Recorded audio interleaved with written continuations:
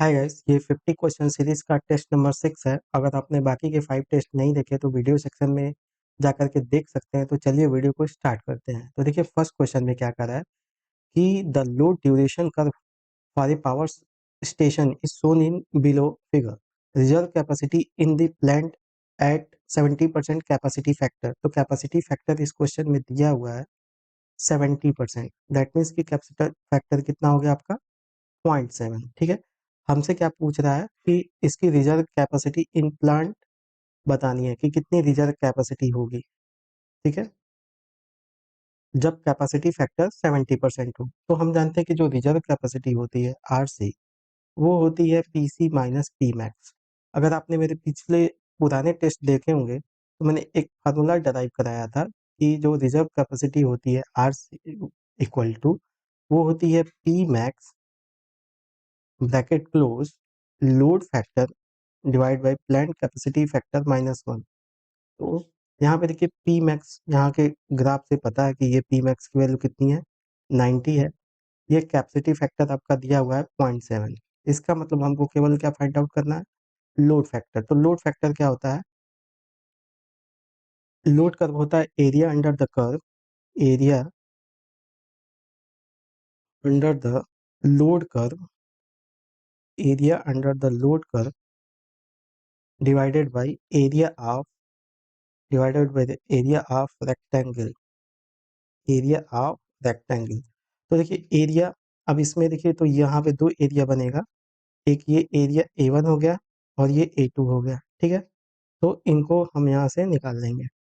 तो area A1 plus A2 divide by area of rectangle का मतलब आपका क्या है, एरिया ऑफ रेक्टेंगल कहने का यहाँ पे मतलब है कि ये वाला पूरा पोर्शन ये है आपका एरिया ऑफ रेक्टेंगल, ये पूरा पोर्शन। ठीक है, तो इसको मैं बोल रहा हूँ ए, पूरा रेक्टेंगल एरिया को मैं ए बोल रहा हूँ। ठीक है, डिवाइड, अब ये इक्वल टू हो जाएगा आपका, इसको सिंप्लीफाई कर लेंगे तो A1 वाला एरिया कितना हो जाएगा 50 माइनस 0 50 हो गया, इंटू 100 - 0 तो 100 हो गया, प्लस अब ये ट्राइंगल है तो ये कितना हो जाएगा 1/2, बेस कितना हो जाएगा 100 - 0 100, हाइट कितना हो जाएगा 90 - 50, 90 - 50 आपका कितना होगा 40, divide by area of whole rectangle मतलब 90 - 0, 90 - 0 मतलब 90 इंटू 100 - 0 100। तो इसको सिंप्लीफाई कर लेते हैं तो यहाँ से देख लीजिए ये 20 हो गया, तो ये देखिए 50 20 70 हो गया, इंटू 100 ये हो गया 90 इंटू 100। तो यहाँ से कितना लोड फैक्टर आ रहा है 7/9। तो यहाँ पे हम पुट कर देंगे तो पी मैक्स की वैल्यू यहाँ से देख लीजिए 90 है और ये 7/9 है और ये 0.7 है, 0.7 -1। तो ये 0.7 है, तो अगर ऊपर नीचे 10 का मैं मल्टीप्लाई कर दूँ, ऊपर नीचे मैं 10 का मल्टीप्लाई कर दूँ तो ये 7 में कन्वर्ट हो जाएगा। ठीक है, ये पूरा पार्ट क्या हो गया 7 हो गया, तो ये 7 से ये 7 कट गया। ठीक है, तो ये कितना आ जाएगा 90 और ये 10/9 -1, 10/9 -1। ठीक है, 10/9 -1। तो फिर इसको सिंप्लीफाई कर लेंगे तो ये हो जाएगा 90 इंटू 10 - 9 कितना हो गया 1/9, तो कितना आ रहा है 10 मेगावाट। तो यहाँ से आपकी जो रिजर्व कैपेसिटी आई ये 10 मेगावाट आएगी। तो देख लीजिए कौन सा ऑप्शन मैच हो रहा है, तो उस हिसाब से आपका ऑप्शन बी करेक्ट होगा। ठीक है, तो इसलिए इसका ऑप्शन बी करेक्ट होगा। चलिए नेक्स्ट क्वेश्चन करते हैं। देखिए इस क्वेश्चन में क्या कह रहा है कि the severity of line to ground fault and three phase fault at the terminal of an unloaded synchronous generator is to be same. मतलब क्वेश्चन में क्या क्या है कि जो सिवियरिटी है लाइन टू ग्राउंड फॉल्ट की और थ्री फेज फॉल्ट की, वो दोनों फॉल्ट करंट सेम है, मतलब दोनों की सिवियरिटी बराबर है और पॉजिटिव नेगेटिव और जीरो सीक्वेंस रिएक्टेंस की वैल्यूज दी हुई हैं। Then required inductance to the neutral of, then the required inductive reactance for neutral grounding is। तो कितनी न्यूट्रल ग्राउंडिंग की नीड है वो बताना है। जैसे कि ये अल्टरनेटर है, ठीक, तो इसका न्यूट्रल क्या होता है रिएक्टेंस से ग्राउंड होता है, वो रिएक्टेंस एक्शन की वैल्यू हमें बतानी कि इस केस में कितनी होगी। तो हम जानते हैं कि जो थ्री फेज फॉल्ट होता है वो होता है three into EF by 3 into EF by x1 plus x2 plus x not plus 3xn, और जो 3 फेज फॉल्ट करंट होती है वो होती है EF बाई x1। तो यहाँ से EF से EF कट गया, तो यहाँ से देख लीजिए 3 इंटू x1, 3x1 हो गया बराबर x1 plus x2 plus x not plus 3xn। अब देखिए इस क्वेश्चन में x1 और x2 बराबर है, ठीक है, x1 और x2 बराबर है, तो x2 की जगह हम क्या करेंगे, x1 पुट कर देंगे। तो यहाँ से हो जाएगा 3x1 equal to 2x1 plus x naught plus 3xn। तो यहाँ से xn हमें फाइंड आउट करना है, तो ये कितना हो जाएगा 3x1 माइनस 2x1, तो ये x1 हो गया और ये माइनस एक्स नॉट हो गया, और ये 3 नीचे आ गया, तो x1 minus x not by 3। x1 की वैल्यू देख लीजिए तो यहाँ पे 0.1 है, x9 नॉट की वैल्यू कितनी है 0.05 है बाई 3, तो ये कितना आ जाएगा 0.05 बाई 3, 0.05 बाई 3। तो ये इसको हम लिख सकते हैं 5 इंटू 10⁻⁻2/3। तो 5/3 करेंगे तो 3 है कम 3, 2 दशमलव बढ़ा के 0, 3 छः का 18, 2, तो मतलब 1.1667 समथिंग इंटू 10⁻⁻2 आएगा। तो इसको डेसिमल में कन्वर्ट कर लेते हैं क्योंकि आंसर डेसिमल में है, तो ये 0.00016667 समथिंग आएगा। तो इसलिए इसका ऑप्शन ए करेक्ट होगा, ठीक है। तो इसलिए इसका ऑप्शन आपका क्या करेक्ट होगा, ए। चलिए नेक्स्ट क्वेश्चन करते हैं।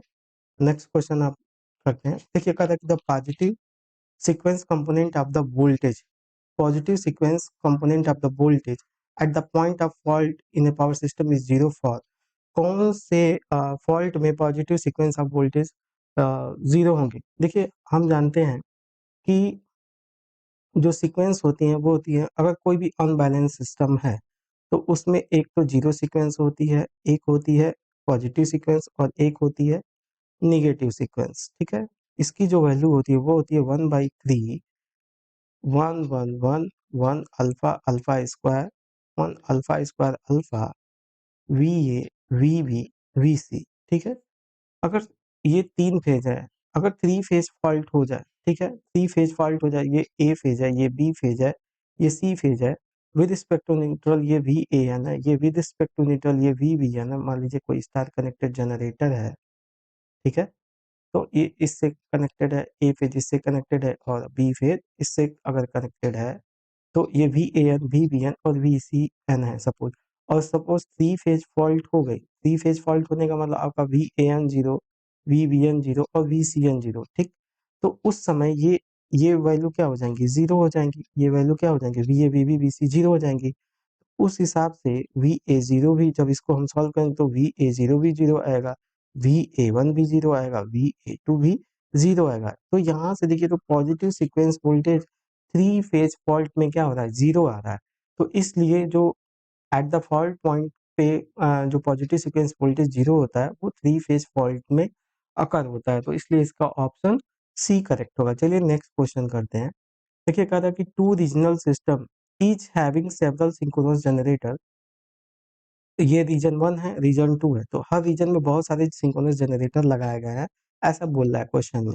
Several synchronous generator and the load are interconnected by AC line, तो ये वाली लाइन जो है एसी है और ये वाली जो लाइन है ये डीसी लाइन है, दो लाइन गई हैं। दोनों रीजन एक एसी लाइन से एक कनेक्टेड है और एक जो है डीसी लाइन से कनेक्टेड है, ठीक है। Which of the following statement is true in the steady state, कहता है कि both region need to have the same frequency, both region need not लिखा, need not to have the same frequency.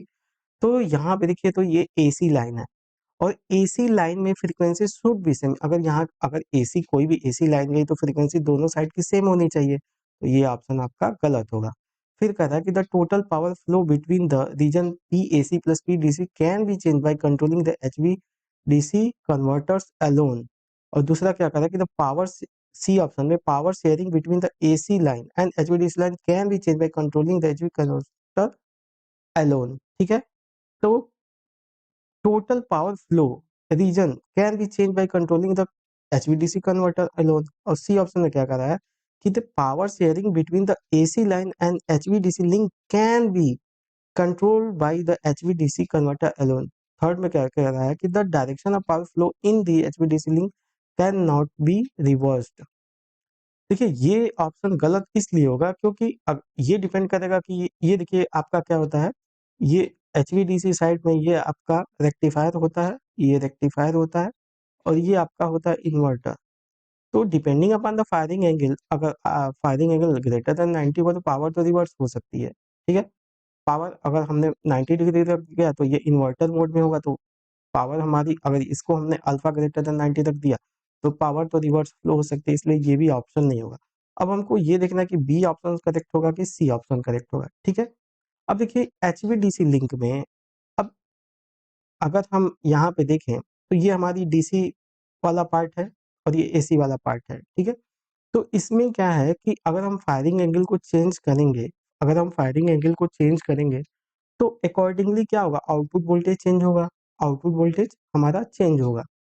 तो इसका और एसी पावर हम को control change नहीं कर सकते हैं, बट हम यहाँ से फायरिंग एंगल को चेंज करके हम आउटपुट वोल्टेज को चेंज कर सकते हैं। दैट मीन्स कि आउटपुट पावर को भी चेंज कर सकते हैं, पीडीसी को हम चेंज कर सकते हैं, ठीक है। हम पीडीसी को क्या कर सकते हैं, चेंज कर सकते हैं। तो सपोज करिए अगर हम पीडीसी को कम करें, पीडीसी को कम करें तो जो एक्स्ट्रा जितना हमने कम किया तो वो एक्स्ट्रा डेल्टा पी पावर जितना हमने, सपोज इस पीडीसी में से मैंने डेल्टा पी पावर कम की, तो वो डेल्टा पी पावर किसके थ्रू फ्लो होगी, पीएसी के through, in order to maintain the power balance, in order to maintain the power balance. तो यहाँ से देखिए total power flow between region PAC can be change by controlling the HVDC converter alone. और दूसरा देखिए power sharing between the AC line HVDC line can be change by controlling the HVDC converters alone, ठीक है।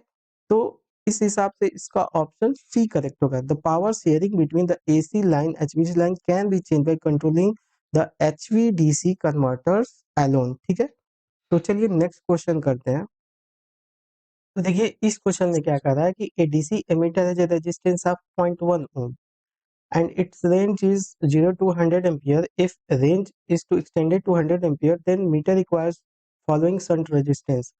देखिए question में ये कह रहा है कि एक डीसी एमीटर है, एक डीसी एमीटर है जिसका रेजिस्टेंस जो दिया है वो 0.1 ओम दिया है और इसमें जो करंट है वो 100 एम्पियर फ्लो हो रही है।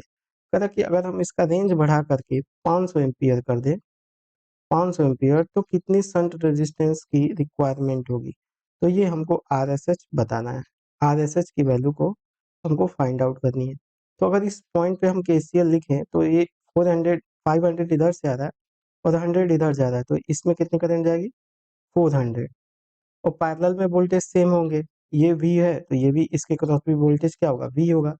तो हम क्या लिख सकते हैं, current into R S H equal to 100 into resistance of ammeter. तो यहाँ से आर एस एच की वैल्यू हम फाइंड आउट कर लेंगे, तो ये 10/400 हो जाएगा। यहाँ से ये कट जाएगा तो ये कितना आएगा, 1/4 0.25 और बाई 10 करेंगे तो कितना जाएगा, 0.025 ओम आएगा। तो इसलिए इसका ऑप्शन सी करेक्ट होगा। चलिए नेक्स्ट क्वेश्चन करते हैं। कहा था कि a 3 volt DC supply with internal resistance 2 ohm supplied a passive non linear resistance characterize by, उसकी करेक्टरिस्टिक इक्वेशन दी है कि जो वी एन एल है वो आई एन एल के स्क्वायर के बराबर है। Then power dissipation in non linear resistance. कह रहा है कि एक 3 वोल्ट की डीसी बैटरी है जिसका इंटरनल रेजिस्टेंस 2 ओम का है और यहाँ पे एक नॉन लीनियर रेजिस्टेंस कनेक्टेड है, नॉन लीनियर, जिसका अक्रॉस वोल्टेज जो है वी एन एल है और उसमें जो करंट है आई एन एल है और दिया कि जो वी एन एल है वो आई एन एल के स्क्वायर के बराबर है। तो हमको पावर डेसिपेशन बताना है। पावर डेसिपेशन, तो पावर डेसिपेशन क्या होगा, पावर डेसिपेशन जो होगा V N L into I N L होगा। इसको इक्वेशन 1 बना लेते हैं। अब देखिए अगर इसमें हम केवीएल लगाएं तो ये हो जाएगा 3 minus 2 I N L minus V N L equal to 0, ठीक है, इक्वल टू 0। और वी एन एल की वैल्यू यहाँ से देखिए तो आई एन एल के स्क्वायर के बराबर है, तो इसमें हम आई एन एल स्क्वायर इस जगह पुट कर सकते हैं। तो यहाँ से 3 minus 2 I N L minus I N L square equal to 0, या फिर हम इसको सिंप्लीफाई कर ले तो I N L square plus 2 I N L minus 3 equal to 0। ठीक है, तो यहाँ से क्वाड्रेटिक इक्वेशन बन गई, तो आई एन एल की 2 वैल्यू आएंगी। ठीक है, तो देखिए इसको सिंप्लीफाई करते हैं, तो ये I N L square plus हम इसको क्या लिख सकते हैं, 3 INL minus INL minus 3 equal to 0। तो यहाँ से INL अगर इन दोनों में एलसीएम ले तो यहाँ से आ जाएगा INL प्लस 3, और इस इन दोनों में माइनस कॉमन ले लीजिए, -1, तो INL प्लस 3 इक्वल टू 0। तो यहाँ से INL की 2 वैल्यू आएगी, एक आएगी 1 आएगी और एक -3। तो ये तो होगा नहीं नेगेटिव वैल्यू, पॉजिटिव वैल्यू होगी। पॉजिटिव इसलिए होगी कि current always absorb the power, ये कभी रिवर्स फ्लो ही नहीं होगा क्योंकि ये रेजिस्टिव एलिमेंट है। तो करंट कभी भी सोर्स को सप्लाई नहीं करेगा, तो करंट कभी नेगेटिव हो ही नहीं सकता, केवल करंट हमेशा पावर को एब्जॉर्ब करेगा, तो करंट तो हमारी हमेशा पॉजिटिव होगी। तो ये तो 1 आ गया। अब वी एन एल क्या हो जाएगा, वी एन एल यहाँ से देखिए तो आई एन एल स्क्वायर के बराबर है, आई एन एल की वैल्यू हमने 1 फाइंड आउट की है, तो ये 1 का स्क्वायर भी 1 ही होगा, तो वी एन एल की वैल्यू भी क्या हो गई, 1 हो गई। तो 1 इंटू 1 कितना आ गया, 1 वॉट आ गया। तो इसलिए इसका ऑप्शन आपका क्या करेक्ट होगा, ए। तो इसलिए इसका ऑप्शन ए करेक्ट होगा। चलिए नेक्स्ट क्वेश्चन करते हैं। देखिए कहा था कि the simultaneous application of signal xt and yt to a horizontal and vertical plate respectively of a oscilloscope produces vertical figure of 8। ये कह रहा है कि ऑक्सिलोस्कोप के स्क्रीन पे एक वर्टिकल फिगर का 8 ऐसे डिस्प्ले कर रहा है, उसके डिस्प्ले पे 8 आ रहा है। If P and Q constant, P and Q क्या है, कांस्टेंट है, then XT and YT, XT की वैल्यू दी है, एक्सटी की वैल्यू आपकी कितनी है, पी साइन 4t प्लस 30 दी है। ठीक है, तो हमको वाईटी बताना कि इन ऑप्शंस में से वाईटी कितना होगा, हमको बताना है कि इन ऑप्शंस में से वाईटी कितना होगा। तो यहाँ से अगर हम देखें तो ये x वाला है, ठीक है, तो ये ओमेगा टी है, तो मतलब ये ओमेगा x की वैल्यू यहाँ से 4 है, ओमेगा x की वैल्यू 4 है, तो हम इसको क्या लिख सकते हैं, 2 पाई एफ एक्स बराबर 4। ठीक है, तो यहाँ से एफ एक्स की वैल्यू कितनी आ जाएगी, एफ एक्स की वैल्यू 4/2 पाई, तो यहाँ से कितना आ जाएगा, 2 पाई, 2/पाई हर्ट्ज। ठीक है, यहाँ से एफ एक्स की वैल्यू आ गई 2/पाई हर्ट्ज। ठीक है, तो हमको अब देखिए इसमें हम जानते हैं कि एक, हम जानते हैं कि जो horizontal frequency, vertical frequency divided by horizontal frequency equal to horizontal cut divide by horizontal cut divide by vertical cut, vertical cut. तो देखिए ये हो गया आपका हॉरिजॉन्टल कट, एक हॉरिजॉन्टल कट कर दिए, तो हॉरिजॉन्टल कट कितने आ रहे हैं, 2 आ रहे हैं, तो यहाँ पे हम 2 पुट कर देंगे। और वर्टिकल कट करके देख लेते हैं, दूसरा मैं कलर ले ले रहा हूँ, तो यहाँ से ऐसे वर्टिकल कट करिए, तो यहाँ पे देखिए ये 1 2 3 और 4, हॉरिजॉन्टल में देखिए कितने पॉइंट आ रहे हैं, 2, तो हमने यहाँ पे 2 पॉइंट रख दिए, और यहाँ पे देखिए 4 कट आ रहे हैं आपके वर्टिकल में, तो यहाँ पे 4 रख देंगे। ठीक है, यहाँ पे हम 4 रख देंगे, तो इसकी वैल्यू कितनी आ जाएगी, 1/2। हमें एफ वाई फाइंड आउट करना है, तो एफ वाई कितने आ रहा है, एफ वाई बराबर एफ एक्स बाई 2 हो जाएगा, और एफ एक्स की वैल्यू यहाँ से देखिए 2/पाई हमने फाइंड आउट की है, तो यहाँ से 2/पाई इंटू ये 2 हो गया, तो ये कितना आ गया, एफ वाई की वैल्यू 1/पाई, तो ओमेगा वाई की फ्रीक्वेंसी कितनी हो जाएगी, 2 पाई एफ वाई हो जाएगी। तो यहाँ से 2 पाई इंटू 1/पाई करोगे तो इसकी फ्रीक्वेंसी ओमेगा वाई की वैल्यू कितनी आ रही है, 2 आ रही है। तो इसका मतलब जो सिग्नल वाई टी है उसकी फ्रीक्वेंसी 2 है। ऑप्शन में देखिए कौन सी फ्रीक्वेंसी 2 है, तो ये वाली फ्रीक्वेंसी 2 है, बाकी किसी में भी फ्रीक्वेंसी 2 नहीं है, तो ये भी नहीं होगा, ये भी नहीं होगा, ये भी नहीं होगा, और फेज निकालने की हमको जरूरत भी नहीं पड़ी, तो इसलिए ये ऑप्शन इसका बी करेक्ट होगा, क्योंकि देखिए यहाँ पे फ्रीक्वेंसी 2t मतलब ओमेगा वाई की वैल्यू 2 आ रही है। ठीक है, तो इसलिए इसका ऑप्शन बी करेक्ट होगा। ठीक है, नेक्स्ट क्वेश्चन करते हैं। कह क्यू मीटर किस प्रिंसिपल पे वर्क करता है, देखिए इसमें आरएलसी सर्किट होती है क्यू मीटर में, तो ये हमेशा सीरीज रेजोनेंस पे वर्क करता है, सीरीज रेजोनेंस पे वर्क करता है, जिसमें रेजोनेंस फ्रीक्वेंसी जो होती है ओमेगा एल बाई आर होती है, क्यू की वैल्यू जो क्वालिटी फैक्टर होती है वो ओमेगा एल बाई आर होती है। ठीक है, चलिए नेक्स्ट क्वेश्चन करते हैं। इसमें क्या कहता है क्वेश्चन में, the current through Zener diode in the figure, ये जीनर डायोड में आईजेड की वैल्यू कितनी होगी, ठीक है। तो देखिए इस क्वेश्चन में आ, ये दिया कि जो जीना डायोड के क्रॉस वोल्टेज है वो 3.3 वोल्ट है, और इसके क्रॉस जो लोड कनेक्टेड है उसके क्रॉस का वोल्टेज भी 3.5 वोल्ट दिया है। और देखिए ये जीना आइडियल नहीं है, प्रैक्टिकल है, क्योंकि यहाँ पे देखिए आरजेड है, तो एग्जैक्ट में ये जो जो जीना डायोड रिप्रेजेंट किया है वो एक्चुअल में इसका इंटरनल रेजिस्टेंस आरजेड भी दिया है, और ये 3.3 वोल्ट से रिप्रेजेंट करेंगे यहाँ पे इसको ऐसे 3.3 वोल्ट, तो ये इसका एक्चुअल रिप्रेजेंटेशन है इस सर्किट का। हम यहाँ पे इसका एक्चुअल सर्किट बना लेते हैं। तो सर्किट यहाँ पे क्या हो जाएगी, ये रेजिस्टेंस आरजेड हो गया, और ये दिया है कि इसके क्रॉस वोल्टेज जो है 3.3 वोल्ट है, और यहाँ पे देखिए तो इसके क्रॉस एक लोड लगा है R1 3, और इसके क्रॉस जो वोल्टेज है वो कितना है 3.5 वोल्ट, ठीक है। और ये है आपका RS की वैल्यू 2.2 किलो ओम, और सोर्स वोल्टेज है जो कि कांस्टेंट सोर्स वोल्टेज है, वेरिएबल नहीं है, 10 वोल्ट है। हमको इसमें आईजेड बतानी है, आईजेड। तो अगर आप यहाँ से देखें, अगर मैं इसको ग्राउंड कंसिडर करूँ तो ये भी ग्राउंड होगा, तो ग्राउंड के रिस्पेक्ट में ये 3.5 है, तो यहाँ का वोल्टेज कितना हो जाएगा 3.5 वोल्ट होगा, तो यहाँ का भी वोल्टेज कितना हो जाएगा 3.5 वोल्ट हो जाएगा।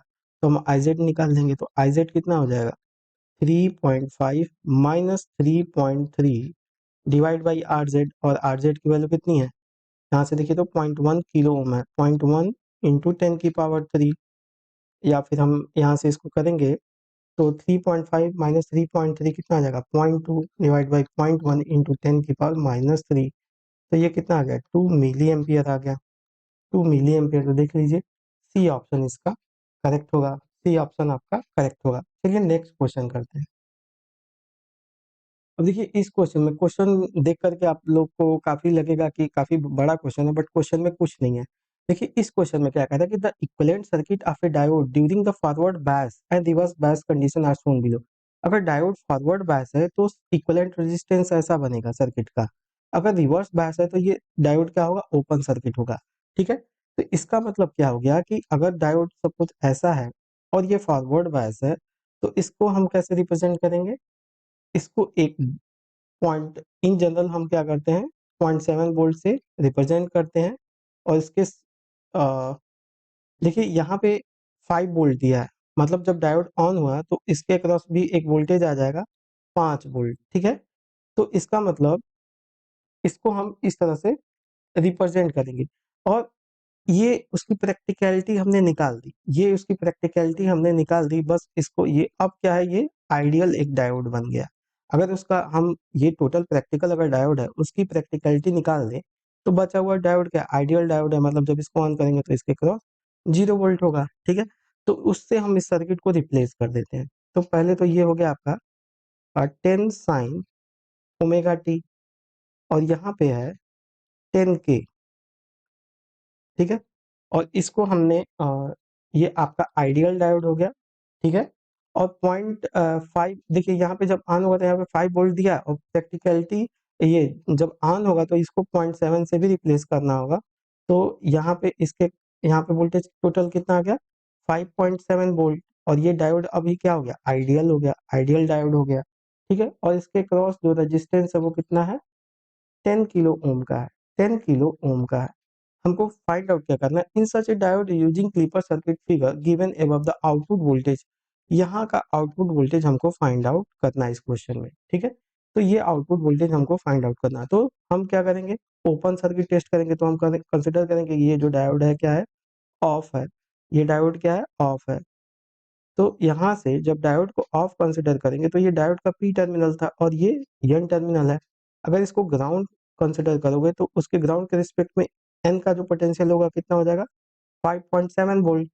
और यहाँ से देखिए तो ये अगर ये ग्राउंड है और इसका आउटपुट वोल्टेज वी नॉट है, तो यहाँ का वोल्टेज कितना हो जाएगा वी नॉट, तो ये वी नॉट है तो पी का पॉइंट भी कितना हो जाएगा वी नॉट, ठीक है। और डायोड ऑन कब होगा जब Vp is greater than Vn, then diode will be on only. इसका मतलब Vp के वैल्यू किसके बराबर है V नॉट के, तो जब V नॉट की value is greater than 5.7 volt होगी then only diode will be on, otherwise diode क्या होगा ऑफ होगा। तो इस वी नॉट को हम क्या यहाँ से वी नॉट निकाल लेते हैं बाय वोल्टेज डिवीजन रूल। ये 10/10 + 10 मतलब 20 इंटू ये वी आई है, सपोज ये वी आई है, ठीक है, वी आई। तो वी नॉट इक्वल टू क्या आ गया, V I by two, V not equal to V I by two आ गया। तो यहाँ से हम इसमें पुट कर देंगे, तो V I by two should be greater than 5.7 volt. इसका मतलब यहाँ से V I should be greater than 2 × 5.7, 2 × 14, 2 × 5 = 11.4 volt. इसका मतलब जब इनपुट वोल्टेज की वैल्यू वी आई को 11.4 वोल्ट से ज्यादा होगी, then only diode will be on. But यहाँ पे तो इसकी मैक्सिमम वोल्टेज 10 वोल्ट है, और ये तभी ऑन होगा जब इनपुट वोल्टेज की वैल्यू क्या होगी, 11.4 से ज्यादा होगी, जबकि ये तो केवल 10 है। इसका मतलब डायोड हमेशा क्या रहेगा, ऑफ रहेगा। जब डायोड हमेशा ऑफ रहेगा तो आउटपुट वोल्टेज हमेशा क्या मिलेगा, वी आई बाई टू मिलेगा। Output voltage V I by to मिलेगा, वी आई की वैल्यू कितनी है, 10 sine omega T by two हो गया। वी आई यही है, 10 साइन ओमेगा टी। तो ये 2 से ये 5 बाद में कट जाएगा, तो आउटपुट पे क्या मिलेगा, हमेशा 5 sine omega T. 5 sine omega T का मतलब देखिए, इसका पीक भी पॉजिटिव में भी 5 और नेगेटिव में भी -5, तो ये प्योर साइन वेव ऐसे मिलेगा।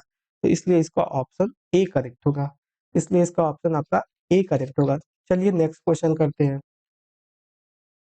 अब देखिए इस क्वेश्चन में क्या कह रहा है कि the circuit shown in figure uses an ideal op amp working with +5 and -5 power supply. तो ये पावर सप्लाई +5 -5 दी है। द आउटपुट वोल्टेज, देखिए ये ओप एम्प है, तो ओप एम्प का इंटरनल इम्पीडेंस इनफाइनाइट है, मेगा ओम में होता है, तो इसलिए इनपुट में तो करंट जीरो जाएगी, और यहाँ से भी इनपुट में करंट जीरो जाएगी।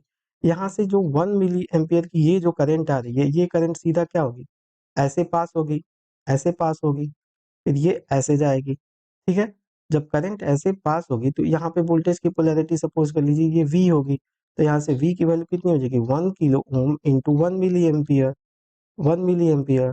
तो ये कितना, V की वैल्यू कितनी आ जाएगी, 1 वोल्ट आ जाएगी, तो ये V कितना हो गया, 1 वोल्ट हो गया, ठीक है। अब हमको V नॉट बताना है, तो यहाँ से हम क्या, अब ये ग्राउंड है, तो ये ग्राउंड है, तो ग्राउंड के रिस्पेक्ट में ये 0 वोल्ट हो गया। As per virtual ground concept, अगर ये 0 वोल्ट है तो यहाँ का भी पोटेंशियल क्या होगा, 0 वोल्ट होगा। तो अब हम क्या कर सकते हैं, इस लूप में केवीएल ऐसे लिख सकते हैं, ऐसे एक केवीएल लिख सकते हैं, ठीक है। ये वी नॉट है ना, ऐसे ये वी नॉट है, तो केवीएल लिखेंगे, तो यहाँ से चलेंगे तो ये 0 है, तो 0 माइनस वी, और minus V not equal to 0। तो वी नॉट इक्वल टू क्या आ रहा है, माइनस ऑफ वी, और वी की वैल्यू कितनी है, 1 है, तो -1 आ जाएगा वोल्ट। तो V की वैल्यू कितनी आएगी, -1 वोल्ट आएगी।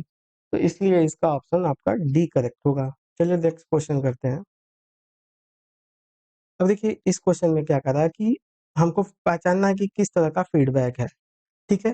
तो फीडबैक पहचानने के लिए पहले हमको क्या करना होगा कि हमें ये आइडेंटिफाई करना होगा कि कौन सा एलिमेंट है जो कि फीडबैक एलिमेंट को पहचानना होगा। तो ये देखिए फीडबैक एलिमेंट वो एलिमेंट होता है जो इनपुट और आउटपुट से कनेक्टेड हो।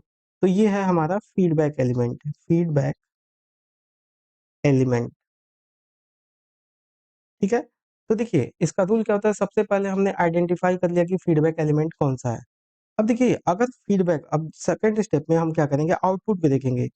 तो अगर आउटपुट में फीडबैक एलिमेंट डायरेक्टली कनेक्टेड है, आउटपुट वोल्टेज से फीडबैक एलिमेंट यहाँ पे डायरेक्टली कनेक्टेड है, तो आउटपुट में हमेशा वोल्टेज की मिक्सिंग होगी। मिक्सिंग किसकी होगी, वोल्टेज की, सॉरी, आउटपुट पे हमेशा क्या होता है, सैम्पलिंग होता है। तो आउटपुट पे किसकी सैम्पलिंग होगी, वोल्टेज की सैम्पलिंग होगी। तो ये यहाँ पे आउटपुट पे वोल्टेज सैंपल होगा, ठीक है।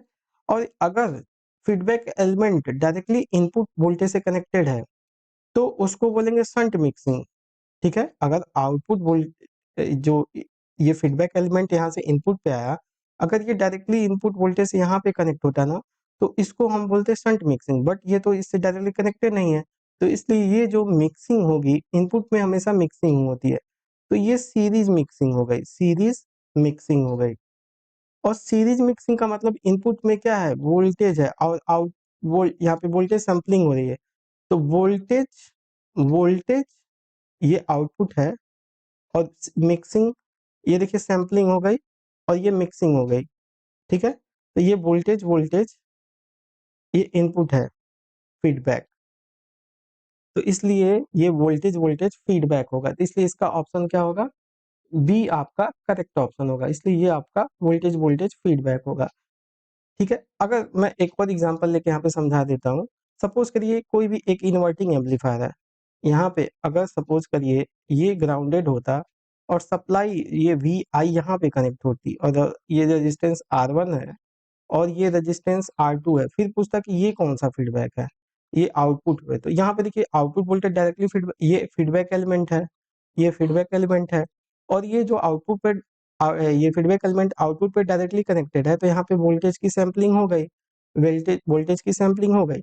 अब देखिए ये जो आउटपुट का फीडबैक एलिमेंट है ये डायरेक्टली वी से कनेक्टेड है, तो यहाँ पे शंट मिक्सिंग हो गई। ठीक है, शंट मिक्सिंग हो गई, तो इसको हम बोलेंगे आउटपुट का वोल्टेज और इनपुट का शंट, तो इसको बोलेंगे वोल्टेज शंट फीडबैक।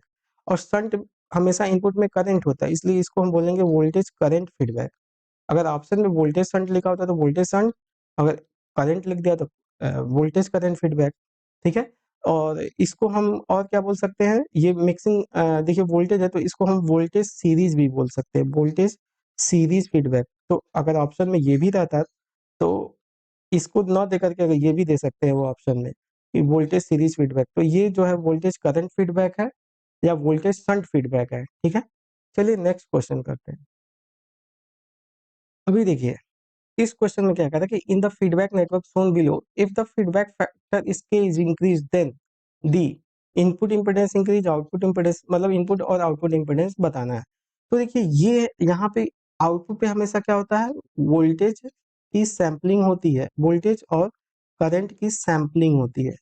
और यहाँ पे एक मिक्सर लगा होता है, तो यहाँ पे वोल्टेज और करंट की क्या होती है, मिक्सिंग होती है, मिक्सिंग होती है, वोल्टेज और करंट की मिक्सिंग होती है। तो देखिए यहाँ पे आउटपुट में ये पैरेलल में लगा है, मतलब आउटपुट वोल्टेज यहाँ पे पैरेलल में है, मतलब ये जो फीडबैक एलिमेंट है तो यहाँ पे भी वी आउट क्या होगा, वी एफ के बराबर होगा। इसका मतलब क्या हुआ कि यहाँ पे वोल्टेज की सैंपलिंग हो रही है, वोल्टेज की सैंपलिंग हो रही है। ठीक है, वोल्टेज की सैंपलिंग हो रही है। तो अगर आउटपुट में सपोज करिए बहुत सारे इम्पीडेंस ऐसे कनेक्टेड हैं और पैरेलल में यहाँ पे आउटपुट में यहाँ से इनपुट इम्पीडेंस निकालोगे तो इनपुट आउटपुट इम्पीडेंस हमेशा क्या होगा, कम होगा।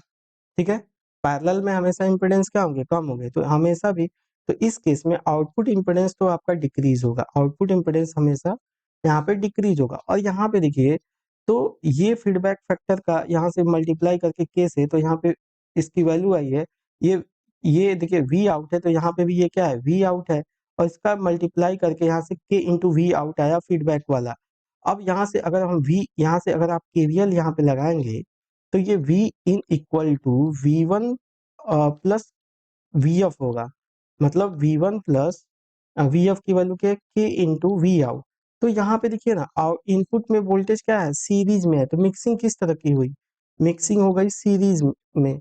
और इसका मतलब यहाँ पे इनपुट वोल्टेज क्या हो रहा है, इंक्रीज हो रहा है।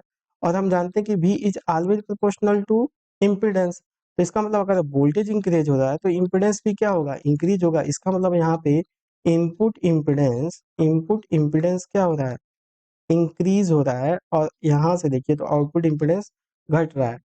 उस हिसाब से आपका यहाँ पे देख लीजिए कौन सा ऑप्शन करेक्ट है, तो the input impedance increases and output impedance decreases, तो इसलिए इसका ऑप्शन ए करेक्ट होगा। चलिए नेक्स्ट क्वेश्चन करते हैं। कह रहा है कि auto transformer is use in transmission and distribution. देखिए जो ऑटो ट्रांसफार्मर होता है उसकी turns ratio should be close to 1 होनी चाहिए।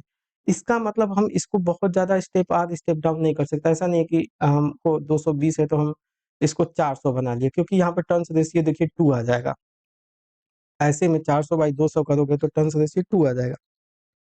इसका मतलब हमको टर्न्स रेशियो उसका हम ज़्यादा नहीं कर सकते हैं, इसका हमको क्लोज टू 1 रखना होगा। मतलब कि अगर मतलब 110 है तो इसको 220, मतलब ऐसा रखना कि हमको क्लोज टू 1, मतलब हम ज़्यादा स्टेप अप नहीं कर सकते हैं। इसलिए इसका option when the transformer ratio is small.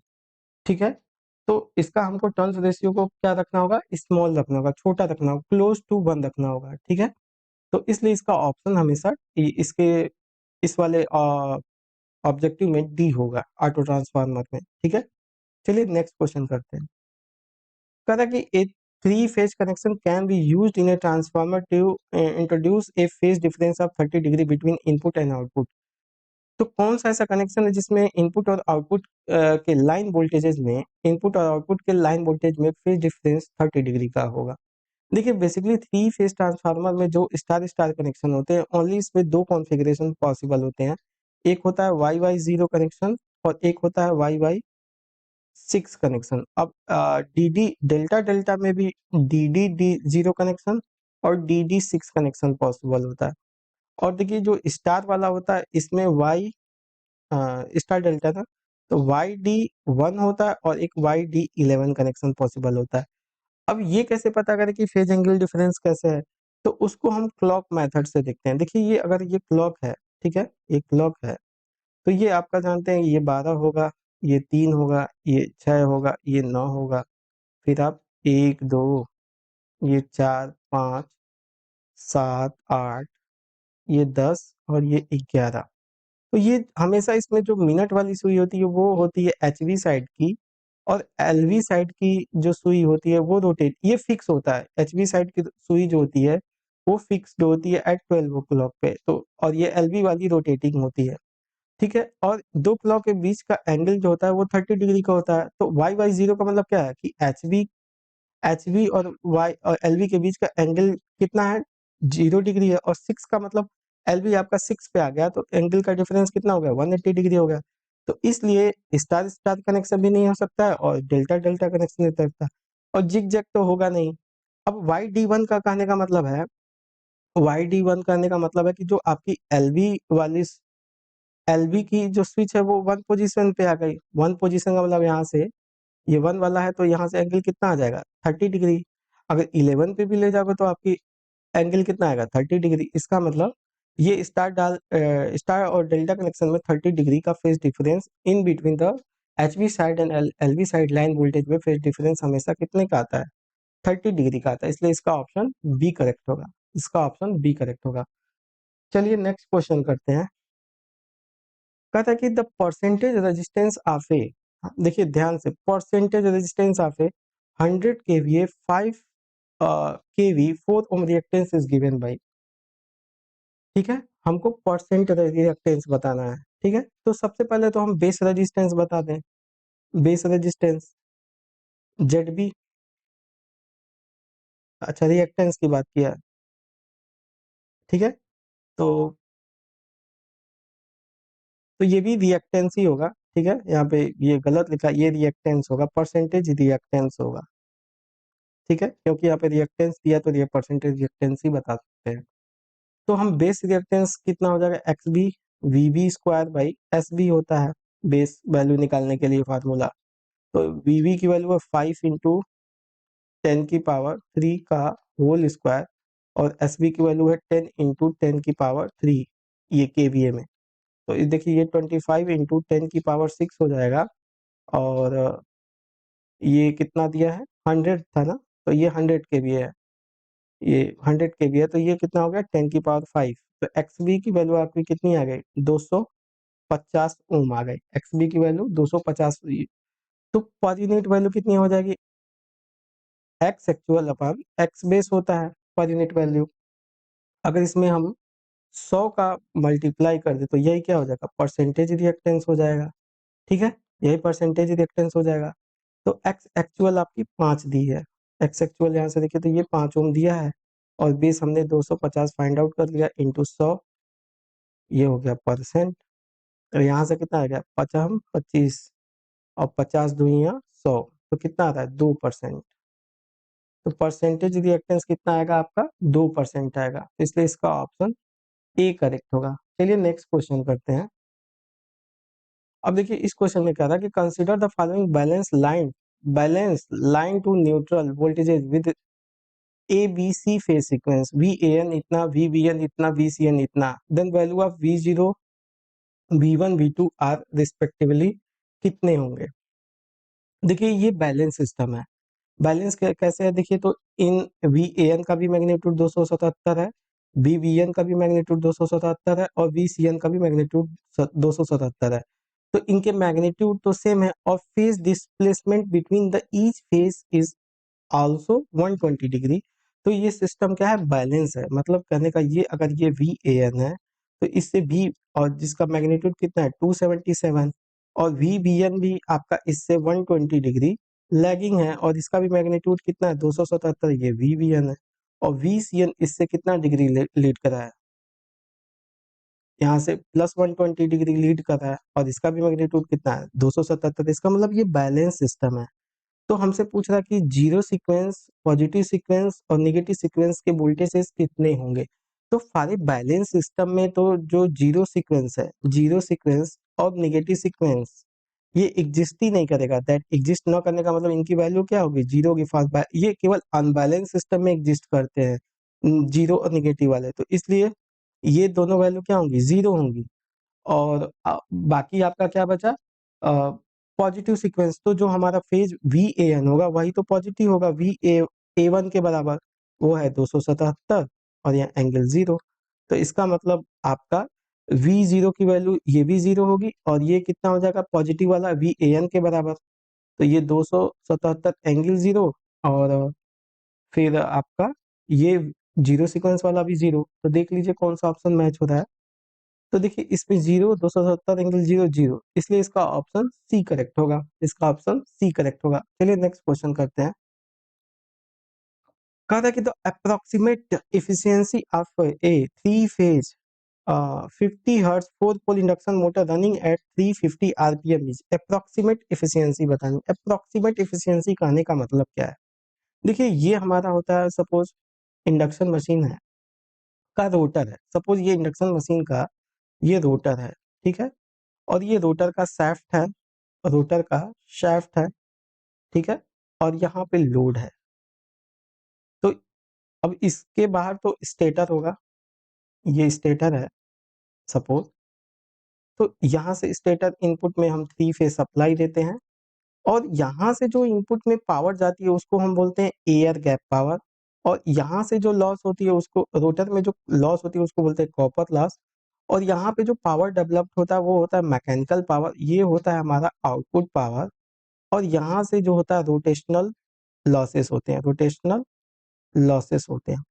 तो यहाँ पे अप्रोक्सीमेट इफिशियंसी कहने का मतलब है कि अगर हम इस रोटेशनल लॉस को, अब इफिशियंसी क्या होता है, P out by P input. तो अगर हम स्टेटर लॉस को भी निगलेक्ट कर दें और ये रोटेशनल लॉस को भी निगलेक्ट कर दें, तो जो पी आउट होगा वो PM के बराबर हो जाएगा, और जो पी इन है वही PG के बराबर होगा। स्टेटर लॉस, तो यहाँ पे स्टेटर लॉसेस हटा दे तो PS क्या हो जाएगा, PG के बराबर हो जाएगा। इसका मतलब हमको ये बताना है, इंटू 100 कर दे तो ये approximate efficiency of induction machine हो जाएगी। हम जानते हैं कि जो PG PC PM होता है, वो ये होता है 1:1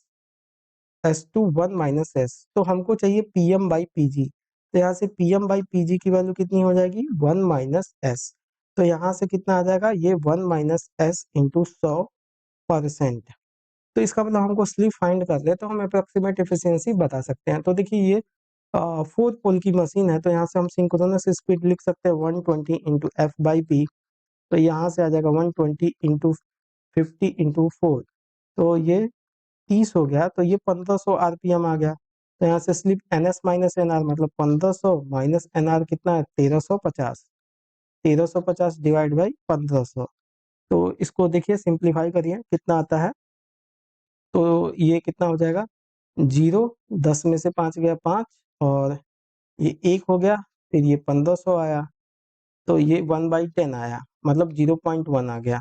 तो यहाँ पे S की वैल्यू 0.1 इसमें पुट कर देंगे, तो 1 - 0.1 इंटू 100%। तो ये कितना आ गया, 0.9 इंटू 100%, मतलब कितना आ गया, 90% आ गया।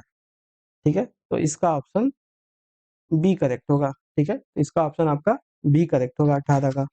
चलिए नेक्स्ट क्वेश्चन करते हैं। अब देखिए इसमें क्या कह रहा है, कह रहा है कि a 4 pole induction motor supplied by a slightly unbalance 3 phase 50 hertz source rotating at 1440 RPM, what is the electrical frequency in hertz of the induced negative sequence current in the rotor। सबसे पहले देखिए ये 4 पोल की machine है, unbalance supply है, unbalanced supply है। Unbalance अभी मैंने ये डिस्कस किया इस क्वेश्चन में, ये वाले क्वेश्चन में, यहाँ पे बैलेंस सप्लाई थी, यहाँ पे केवल बैलेंस सप्लाई थी, तो केवल कौन सा वोल्टेज अपीयर हुआ, केवल पॉजिटिव सीक्वेंस आया। बट यहाँ पे इस क्वेश्चन में देखिए तो ये सप्लाई अनबैलेंस है, इसलिए यहाँ पे निगेटिव भी होगा, जीरो सीक्वेंस भी होगा, और आपका निगेटिव, जीरो और पॉजिटिव सीक्वेंस वोल्टेजेस, तीनों वोल्टेज होंगे यहाँ पे। अनबैलेंस सप्लाई कहने का मतलब ये यहाँ पे ये है, ठीक है। तो देखिए, ड्यू टू पॉजिटिव सीक्वेंसिंग, जब जो हमारा ये सिंक्रोनस मशीन का ये रोटर है, ठीक है, और सपोज ये इसका स्टेटर है, सपोज करिए ये आपका सिंक्रोनस मशीन का स्टेटर है और ये आपका रोटर है, ये छोटा वाला सपोज कर लीजिए ये रोटर है, ठीक, ये रोटर है। अब यहाँ से अगर हमारी three phase supply unbalance supply दे रहे, थ्री फेज अनबैलेंस, तो इस अनबैलेंस सप्लाई में पॉजिटिव वाला भी है, नेगेटिव वाला भी है और जीरो वाला है।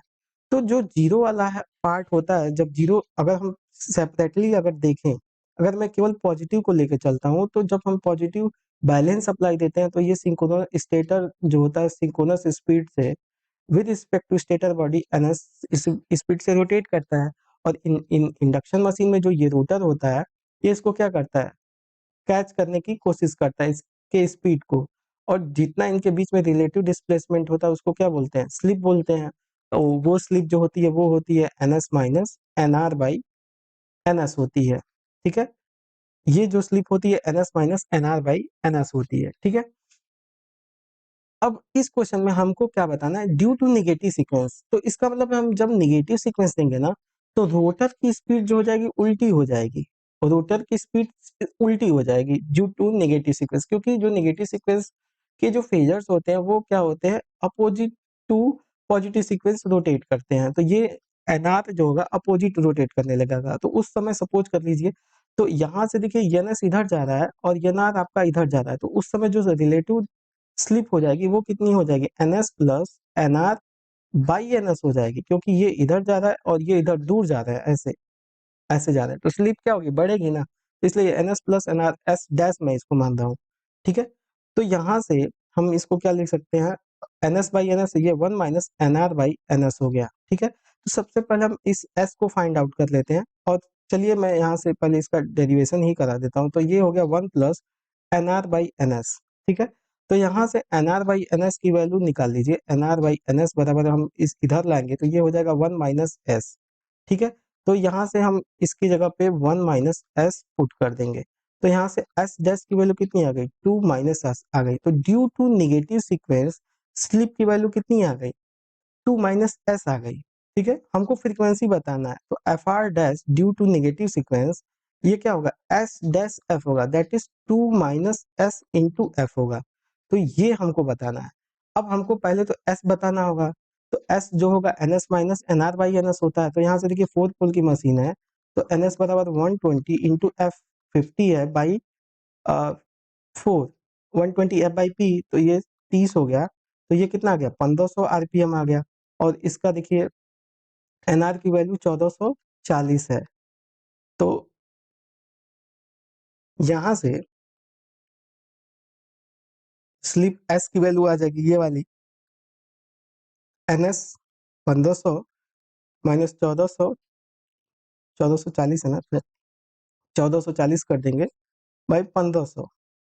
तो जब इसको आप सॉल्व करेंगे तो इसकी वैल्यू आती है हमेशा, कई बार आप लोगों ने किया होगा, 0.04 आती है, इसकी वैल्यू हमेशा 0.04 आती है। तो यहाँ से हम ये वैल्यू एस डैश बराबर 2 माइनस यहाँ से एफ आर डैश निकाल लेते हैं, एफ आर डैश ये वाला यहाँ से इसमें पुट करें, तो 2 माइनस 0.04 इंटू सप्लाई फ्रीक्वेंसी कितनी है, 50 है, तो ये कितना, 2 माइनस 0.04 कितना आ जाएगा, 1.96 इंटू 50 आएगा। तो देख लीजिए इसका 5 छक्का 30 और ये जीरो तो है ही है, 5 9 45, 3 48 के 8 हाथ में लगा 4, पानी करने 5 4 9 और दो स्थान पे यहाँ पे देखिए डेसिमल है, तो 98 हर्ट्ज इसका ऑप्शन आएगा। तो इसका देखिए 98 हर्ट्ज ऑप्शन आएगा, तो ये आपका है 98 हर्ट्ज, ठीक है, 98 हर्ट्ज। तो इसका ऑप्शन बी करेक्ट होगा, इसका ऑप्शन बी करेक्ट होगा। चलिए नेक्स्ट क्वेश्चन करते हैं। अब देखिए इस क्वेश्चन में क्या करा कि if 400 volt 50 hertz 4 pole 3 phase induction motor can not run at 1500 RPM because, अब देखिए ये रोटर की स्पीड एनआर की वैल्यू दी है 1500 आरपीएम, ठीक है। और यहां से अगर हम इसका सिंक्रोनस स्पीड निकालें एनएस बराबर 120 एफ बाई पी, तो यहां से 120 इंटू 50/4, तो 30 हो गया, ये भी 1500 आ रहा है, 1500। तो स्लिप क्या हो जाएगी, NS minus NR by NS होती है, तो स्लिप तो जीरो हो गई ना, ये भी 1500 है, ये भी 1500 है, बाई 1500, स्लिप जीरो हो गई।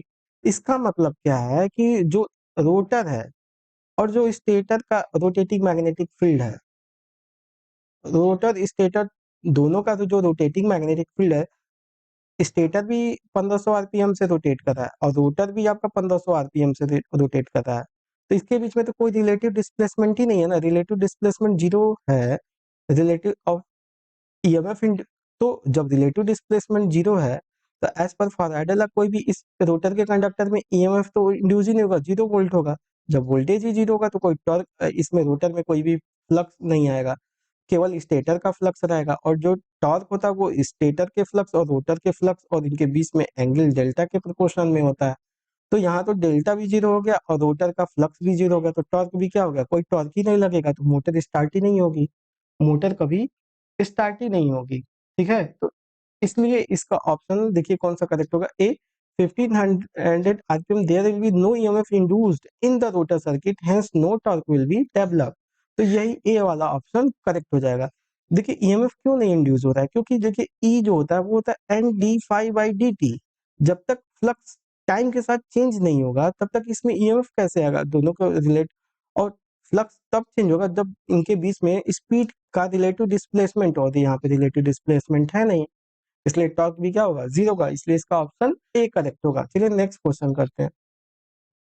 अब इस क्वेश्चन में कह रहा है कि the reactive power transfer over a line mainly depend upon, देखिए रिएक्टिव जो पावर होती है क्यू आर वो होती है V S V R by XS cos delta minus V R square by XS. तो अगर हम यहाँ से V R by XS common ले तो ये आएगा V S cos delta minus V R, and for a stable system delta की वैल्यू जितनी छोटी हो उतनी कम है, तो अगर हम डेल्टा की वैल्यू को जीरो मान लें तो ये कॉस जीरो की वैल्यू 1 हो जाएगी, तो ये mod V S minus mod V R हो जाएगा, क्यू प्रोपोर्शनल हो जाएगा mod V S minus V R के। तो ये हमेशा जो रिएक्टिव पावर होता है वो हमेशा voltage sending end receiving end के वोल्टेज डिफरेंस पे डिपेंड करता है, ठीक है, तो इसलिए इसका ऑप्शन सी करेक्ट होगा, इसलिए इसका ऑप्शन सी करेक्ट होगा। चलिए नेक्स्ट क्वेश्चन करते हैं। अब इस क्वेश्चन में क्या कह रहा है कि द ट्रांसमिशन लाइन है जो electrical length of 9 degree, transmission line electrical length का मतलब क्या है, beta into L, length of the line is 9 degree, ये दिया है। अब देखिए बीटा क्या होता है, बीटा आपका 2 पाई बाई लेमडा होता है, और लेमडा क्या होता है, लेमडा जो होता है वेवलेंथ जो होती है वी बाई एफ होती है, लेमडा जो होती है वी बाई एफ होती है, तो यहाँ से बीटा बराबर 2 पाई, और ये हो जाएगा वी नीचे एफ ऊपर आएगा तो 2 पाई एफ बाई वी, तो यहाँ से इक्वेशन 1 से बीटा की जगह हम क्या लिख सकते हैं, 2 pi F by V into length. अब हम इसको रेडियन में कन्वर्ट कर देते हैं, तो इसको हम पाई बाई 180 से मल्टीप्लाई कर देंगे तो ये क्या हो जाएगा, रेडियन में कन्वर्ट हो जाएगा, ठीक है, तो ये कितना आ जाएगा, पाई बाई 20 हो गया, ठीक है। अब देखिए यहाँ से हमें ये लेंथ बतानी है इन किलोमीटर, तो एल बराबर क्या हो गया, ये pi by 20 into V by 2 pi F, तो यहाँ से देखिए पाई से पाई भी कैंसिल हो गया, तो यहाँ से देख लीजिए तो ये 1/40, और वेलोसिटी ऑफ लाइट यहाँ से 3 इंटू 10⁸ होती है, और यहाँ पे फ्रीक्वेंसी आपकी 100 दी है, तो ये इससे कैंसिल होकर के ये कितना हो जाएगा, 10⁶ हो जाएगा, और ये एक जीरो से एक जीरो कटेगा तो ये 5 हो गया, 10⁵ 3/4 कितना होता है, 0.75, इंटू 10⁵ तो ये 75 इंटू 10⁵ हो गया। 75 इंटू 10⁵ तो इसको किलोमीटर में लिख लेते हैं, तो ये कितना हो जाएगा 75 किलोमीटर। तो इसलिए इसका ऑप्शन डी करेक्ट होगा, ऑप्शन डी करेक्ट होगा। चलिए नेक्स्ट क्वेश्चन करते हैं।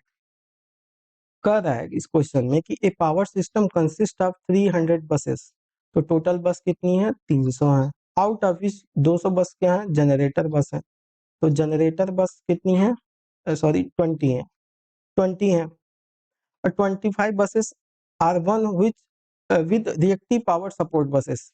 देखिए जो एसवीसी स्टैटिक वॉर कंपनसेटर हो गया, रिएक्टिव पावर सपोर्ट बस का करने का मतलब जो variable capacitor variable inductors are, ये क्या है रिएक्टिव पावर सपोर्ट बसेस हैं। और ये जो बसेस होती हैं जो वेरिएबल होती है वो हमेशा पीवी बसेस होती हैं, ठीक है पीवी बसेस है।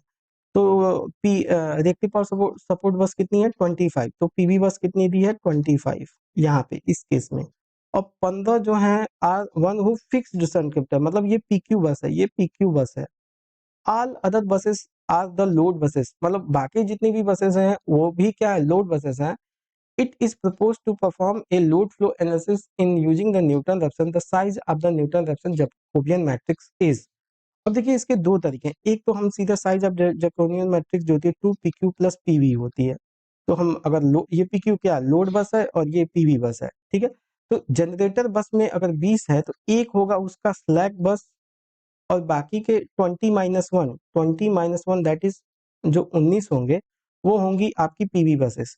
तो देखिए 19 ये पीवी बस है, और भी इस जनरेटर बस के अलावा भी रिएक्टिव पावर सपोर्ट बसेस 25 लगाए गए हैं। तो टोटल पीवी बसेस कितनी हो गई, तो इसमें 25 ऐड कर देंगे तो 9×5 = 14, टोटल 44 पीवी बसेस हैं। अब हमको टोटल पीक्यू बसेस निकालनी है, तो टोटल लोड बस कितनी हो जाएंगी पीक्यू, टोटल पीक्यू बसेस कितनी हो जाएंगी जितनी टोटल बस में से, टोटल बस में से अगर मैं ये पीवी बस घटा दूं 44 और माइनस स्लैक बस घटा देता हूं तो हमारी क्या आ जाएंगी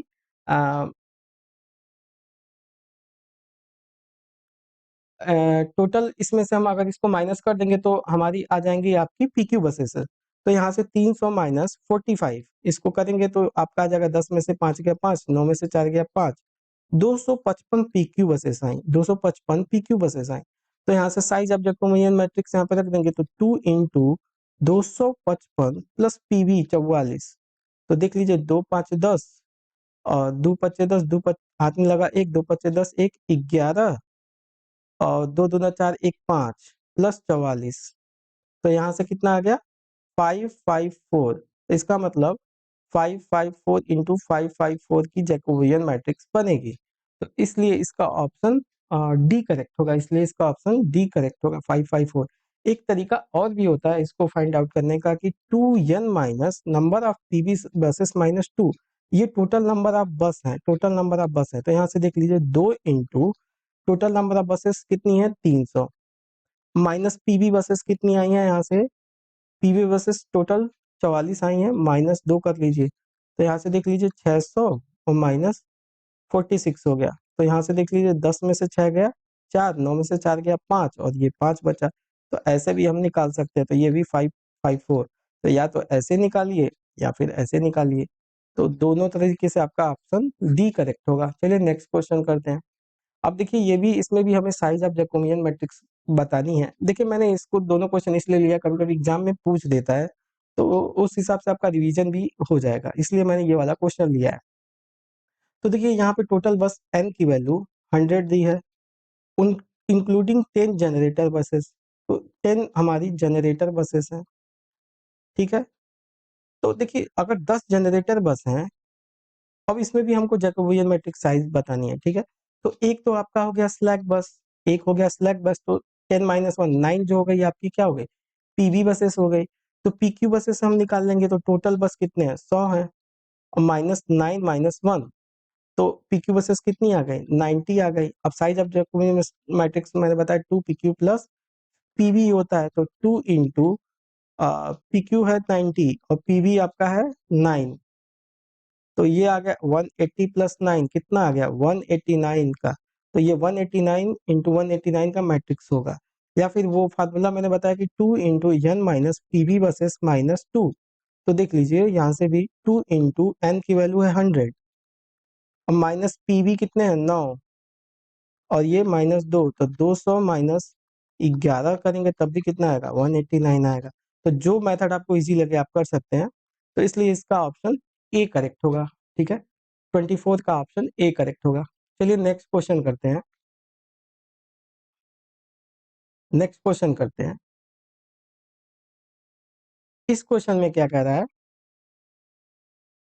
इस क्वेश्चन में देखिए a resistance and coil are connected in series, तो ये resistance a resistance and coil, ये रेजिस्टेंस हो गया और ये आपकी हो गई कॉइल, और ये कॉइल रेजिस्टेंस और इंडक्टेंस का कॉम्बिनेशन है,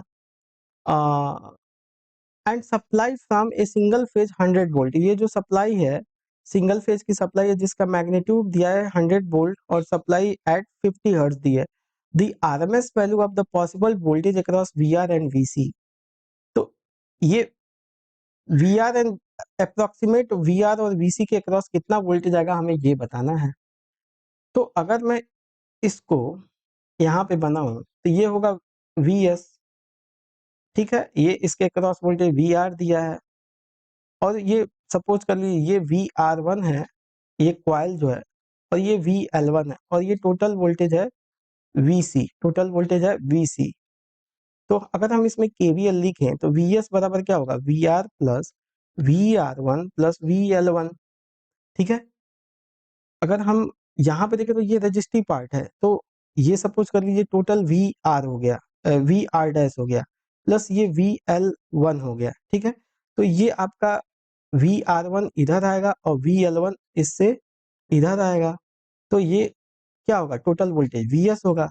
तो इसका मतलब जो वी एस है वो root over V L square plus V R square होगा, V L square plus V square, और जिसका वैल्यू मैग्नीट्यूड कितना दिया वी एस की 100 दी है, तो इसका मतलब इनका जो सम होना चाहिए वो 100 के बराबर होना चाहिए। अब ऑप्शन में जाइए कि कौन सा, देखिए ये रूट में 50 का स्क्वायर प्लस 50 का स्क्वायर, ये कभी भी 100 नहीं होगा, ये भी कभी भी नहीं 100 होगा, ये भी सही कभी भी 100 नहीं होगा, ये 100 होगा। क्यों होगा, ये 60 का स्क्वायर प्लस 80 का स्क्वायर आप करेंगे तो देख लीजिए ये 3600 और ये आपका 6400, तो ये इसका, इसको सिंप्लीफाई करेंगे तो 100 आएगा, तो इसलिए इसका ऑप्शन डी करेक्ट होगा, इसलिए इसका ऑप्शन डी करेक्ट होगा। चलिए नेक्स्ट क्वेश्चन करते हैं। अब देखिए इस क्वेश्चन में क्या कहा था कि the switch in the below figure has close for a long time, ये स्विच जो है लॉन्ग टाइम के लिए क्लोज है बोला है सर्किट में। सर्किट में पहले से बोला कि सर्किट पहले से 40 less than 0, circuit was close for a long time, it opens eight t बराबर 0 पे इसको ओपन किया गया है, द करंट थ्रू इंडक्टर ये हमको बताना है। तो देखिए जब सर्किट क्लोज था for t less than 0, for t less than 0 switch was closed, switch was closed, इसका मतलब सर्किट जो है स्टेडी स्टेट में था, और इन स्टेडी स्टेट में इंडक्टर क्या करेगा, शॉर्ट सर्किट करेगा। तो 40 लेस देन 0 के लिए हम सर्किट यहाँ पे बना लेते हैं, तो ये 50 वोल्ट है, ये 6 ओम है, और ये स्विच आपकी अभी क्लोज्ड है, ये 8 ओम हो गया, 8 ओम, ये भी आपका 8 ओम है, और ये 32 यहाँ पे देखिए पैरेलल में है, तो टोटल ये कितना हो गया 16 ओम हो गया, 16 ओम, और ये आपका इंडक्टर यहाँ पे शॉर्ट सर्किट है, इंडक्टर आपका शॉर्ट सर्किट है, और इसमें I L zero minus current flow हो रही है। ठीक है, तो हम पहले आई एल जीरो माइनस, अब देखिए इसके लिए हमको एक करंट इक्वेशन लिखनी होगी, आई टी बराबर हम जानते हैं I L final plus I L initial minus I L final E की power minus T by tau. ठीक है, ये होता है इक्वेशन, और जहाँ पे आरएल सर्किट के लिए टाउ की वैल्यू होती है एल बाई आर के बराबर होती है। ठीक है, तो I L zero find out करने के लिए, अब देखिए ये शॉर्ट हो गया तो ये रेजिस्टेंस क्या हो गया, रिडंडेंट हो गया, इसमें कोई भी करंट नहीं जाएगी, इसमें जीरो जाएगी, दैट मीन्स ये ओपन सर्किट हो गया। तो अगर इसमें हम आई एस फाइंड आउट कर ले, ये सोर्स करंट, तो हम I L zero minus find out कर लेंगे, तो ये देखिए ये ओपन हो गया, तो ये 8 ओम इसके सीरीज में जाएगा, तो ये 8 पैरेलल में आ गया, 8 पैरेलल कॉम्बिनेशन बोले तो अब क्या हो गया, ये 50 है, ये 6 है, और 8 का पैरेलल कॉम्बिनेशन ये 4 हो गया, तो इसमें आई एस कितनी हो जाएगी, आई एस की वैल्यू 50 बाई 6 प्लस 4 10, मतलब 5 एम्पियर। इसका मतलब IS की वैल्यू यहाँ पे कितनी है 5 एम्पियर। तो यहाँ से हम अपन करंट डिवीजन रूल लगा सकते हैं। तो IL0 माइनस कितना हो जाएगा, सामने का रेजिस्टेंस कितना है 8 डिवाइड बाई 8 प्लस 8 कितना हो गया 16 इंटू सोर्स करंट कितनी है आपकी, सोर्स करंट है 5, सोर्स करंट है 5। तो यहाँ से करंट कितनी आ गई, ये 8 दूना 16, तो ये कितना आ गया 2.5 एम्पियर। और हम जानते हैं कि अब क्या हुआ, एट जीरो पे स्विच को ओपन कर देगा। तो हम जानते हैं inductor does not allow the sudden change of current, that means कि IL0 minus equal to IL0 plus equal to 2.5 ampere. तो ये तो आ गया। अब हमने स्विच को ओपन कर दिया और फिर स्टेडी स्टेट में सर्किट चली गई।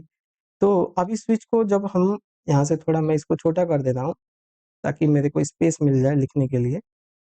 तो देखिए अभी हमने स्विच को ओपन कर दिया, ये यहाँ से 6 ओम का रेजिस्टेंस है, यहाँ पे वोल्टेज है, तो मैं ये 6 ओम है और ये आपका वोल्टेज है 50 वोल्ट। स्विच ओपन है, ठीक, स्विच ओपन हो गया। अभी ये हो गया 8 ओम, ठीक, ये 8 ओम और ये 32 पैरेलल में थे, ये 16 हो गया। और इन स्टेडी स्टेट में अगेन 40 टेंस टू इन्फिनिटी पे इंडक्टर क्या होगी, शॉर्ट सर्किट होगी। ये सर्किट क्या होगी, IL फाइनल होगी इसमें करंट।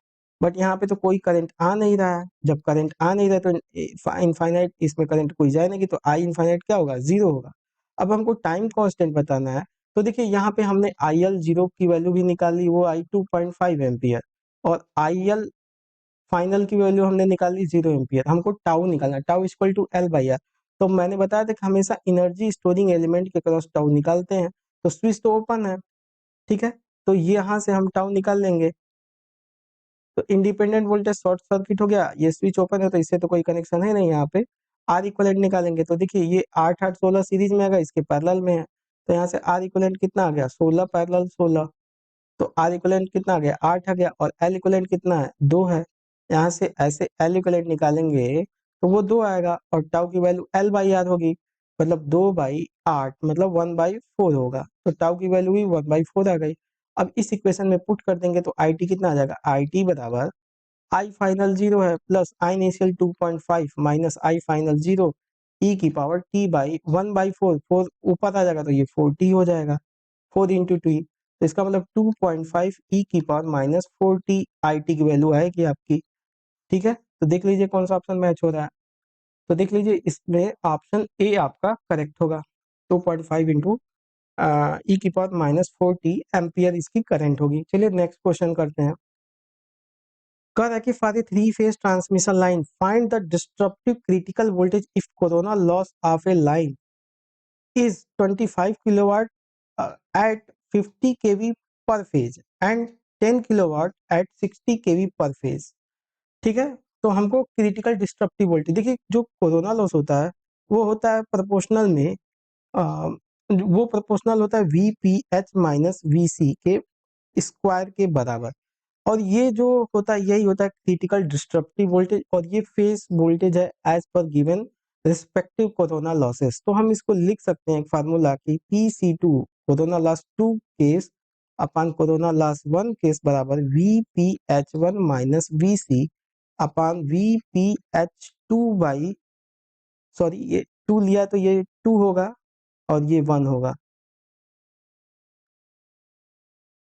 ये VPH1 माइनस VC का होल स्क्वायर। तो देख लीजिए दूसरे वाले केस में वोल्टेज जो दिया है 60 दिया और पहले वाले में 50 दिया है। तो यहाँ से VPH2 मतलब 60 माइनस VC, और ये पहले वाले केस में 50 दिया है, देखिए 50 माइनस VC का होल स्क्वायर बराबर PC2 की वैल्यू देखिए यहाँ से 100 दी है, PC2 100 है, और PC1 यहाँ पे देखिए 25 है। तो 25 चौका 100 हो गया, तो इसका ये स्क्वायर हटाएंगे तो ये रूट में आ जाएगा, मतलब 60 माइनस VC 50 माइनस VC बराबर 2 हो गया। तो इसको सिंप्लीफाई कर लेंगे, 60 minus VC equal to 2 into 50 minus VC मतलब 100 माइनस 2VC। तो 2VC इधर आ जाएगा तो ये VC बचेगा, और ये 100 minus 60 that is 40 kV, 40 kV। तो इसका ऑप्शन देख लीजिए, सी ऑप्शन इसका करेक्ट होगा। तो इसका ऑप्शन, सॉरी बी ऑप्शन इसका करेक्ट होगा 40 kV। 40 kV, इसका ऑप्शन बी करेक्ट होगा। चलिए नेक्स्ट क्वेश्चन करते हैं। कह कि eight which part of the cable voltage stress is maximum. हम जानते हैं कि ये एक कंडक्टर है और ये इसका शीथ है, ठीक है। इस कंडक्टर से एक्स डिस्टेंस पे जो इलेक्ट्रिक स्ट्रेस EX होता है वो होता है VCS, मतलब ये कंडक्टर और शीथ के बीच का voltage divided by x LN। ये अगर कंडक्टर का रेडियस R है और इस शीथ का रेडियस कैपिटल R है तो ये होता है LN capital R upon small r। तो इलेक्ट्रिक स्ट्रेस कब होगी, जैसे जैसे एक्स कम होगा इलेक्ट्रिक स्ट्रेस बढ़ती जाएगी। तो एट स्मॉल, जब एक्स की वैल्यू आर हो जाएगी तो इलेक्ट्रिक स्ट्रेस क्या हो जाएगा, मैक्सिमम हो जाएगा। और क्या है, at the surface of conductor है, ये आर डिस्टेंस पे ये क्या है, कंडक्टर का सरफेस है। तो at the conductor surface electric stress जो, या बोले तो voltage stress will be maximum.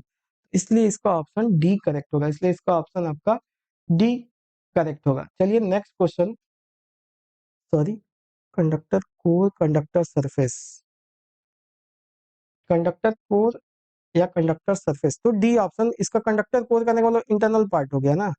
Conductor के सरफेस पे मतलब ये आपका आर है, तो ये इसका सरफेस क्या होगा, ये ऊपरी आर के पार्ट वाला ही तो कंडक्टर का ये सरफेस होगा ना, इसलिए ये कंडक्टर कोर नहीं होगा, कंडक्टर सरफेस ही होगा। तो इसलिए इसका ऑप्शन डी सही होगा। चलिए नेक्स्ट क्वेश्चन करते हैं। अब देखिए इस क्वेश्चन में क्या कह रहा है कि dielectric loss in the cable is given bye. तो देखिए एक्चुअली जो केबल होती है उसका इक्विवेलेंट सर्किट जो होता है आर होता है और इसके पैरेलल में सी होता है। और सपोज करिए सप्लाई, यहाँ पे देखिए वी लिखा है, तो मैं सप्लाई वोल्टेज अगर वी कंसिडर करूँ, इसमें करंट IR होगा, इसमें IC होगा। और इसके क्रॉस वोल्टेज देखिए ये पैरेलल में, इसके क्रॉस भी वी होगा, इसके क्रॉस भी वी होगा। तो अगर इसका मैं फेजर अगर ड्रॉ करूँ तो ये वी होगा और IC ये आपका 90 डिग्री लीडिंग होगा, कैपेसिटर है तो, और करंट IR इधर होगा। तो ये जो टोटल करंट यहाँ से IS आएगी वो क्या आएगी, IC प्लस IR होगी। तो ये आपकी टोटल करंट हो गई I। और यहाँ से जो टेंजेंट होता है ना, ये डेल्टा होता है, लॉस टेंजेंट एंगल बोलते हैं, ठीक है। तो इसको यहाँ से मिला लेते हैं, ये सोर्स करंट IS हो गया और ये होता है पावर फैक्टर एंगल फाई, ठीक है। अब पावर डेसिमेशन क्या होगा, P बराबर IR square R, dielectric losses, या हम इसको क्या लिख सकते हैं, इसको हम ये भी तो लिख सकते हैं कि V स्क्वायर बाई आर, या V बाई आर क्या हो जाएगा आपका IR इंटू V हो जाएगा, ये भी लिख सकते हैं, ठीक है। अब देखिए यहाँ से अगर मैं टेन डेल्टा निकालूं, टेन डेल्टा बराबर यहाँ से ये IR होगा, ठीक है, ये IR है तो ये भी क्या होगा IR होगा। तो IR बाई बेस कितना है IC, तो यहाँ से IR बराबर क्या आ जाएगा IC टेन डेल्टा, IR बराबर IC टेन डेल्टा। तो PD बराबर IR की जगह IC टेन डेल्टा पुट कर देंगे इंटू V। अब IC क्या होगा V बाई, मैं मॉड्यूलस ले रहा हूँ V XC, और XC क्या होता है 1/ओमेगा C, तो ओमेगा C ऊपर आ जाएगा तो V ओमेगा C आ जाएगा। तो IC की जगह हम क्या रख देंगे V omega C tan delta into V। तो V इंटू V क्या हो जाएगा V स्क्वायर, ये हो गया ओमेगा C टेन डेल्टा। तो PD किसके प्रोपोर्शनल है, V square, square of V, square of V omega C, omega तो नहीं है तो, लेकिन सी सी आ रहा है यहाँ पे, omega C into tan delta, तो V square C into tan delta. तो इसलिए इसका ऑप्शन आपका देख लीजिए ये मैच हो रहा है, ए ऑप्शन इसका करेक्ट होगा। चलिए नेक्स्ट क्वेश्चन करते हैं। कहा था कि in a three phase AC power transmission using synchronous generator, using the steady state power limit of the both rotor and salient pole machine are reached at pi by 2 irrespective of power angle of the characteristic। फिर दूसरे में क्या कहता है कि the steady state power limit of rotor machine occurs at much smaller pole machine power angle characteristics. Third option बोला कि the steady state power limit of a salient pole machine occur smaller angle theta as compare to the round rotor synchronous round rotor machine power angle characteristics. The transient state of power limit of synchronous generator do not depend upon the limit load just before the large change in the load and three phase fault। अब देखिए जो salient पोल के लिए जो power होती है वो होती है EV by X into sine delta plus V T square by two 1/x³ minus 1/xd sine 2 delta. तो जब इसका हम इन दोनों को पावर एंगल कर्व बनाए तो अगर इसको हम बनाते हैं तो ये ऐसे बनता है और ये साइन 2 डेल्टा मतलब इसके एक हाफ साइकिल में इसकी दो इसकी साइकिल आ जाएंगी।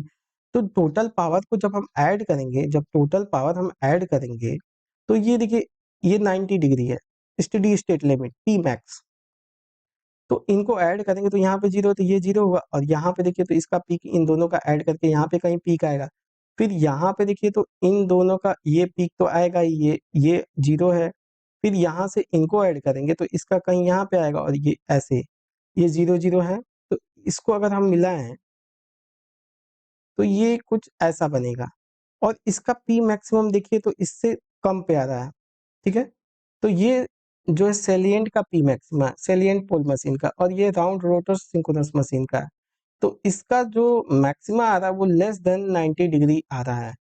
ठीक है, तो देखिए इसका सी ऑप्शन में the steady state power limit of salient pole machine occur at small angle theta as compare to the round rotor machine power angle characteristics. तो ये round rotor power angle characteristic से कुछ theta angle पे इसकी P maxima आ रही है। तो इसलिए इसका ऑप्शन सी करेक्ट होगा, इसलिए इसका ऑप्शन सी करेक्ट होगा। चलिए नेक्स्ट क्वेश्चन करते हैं।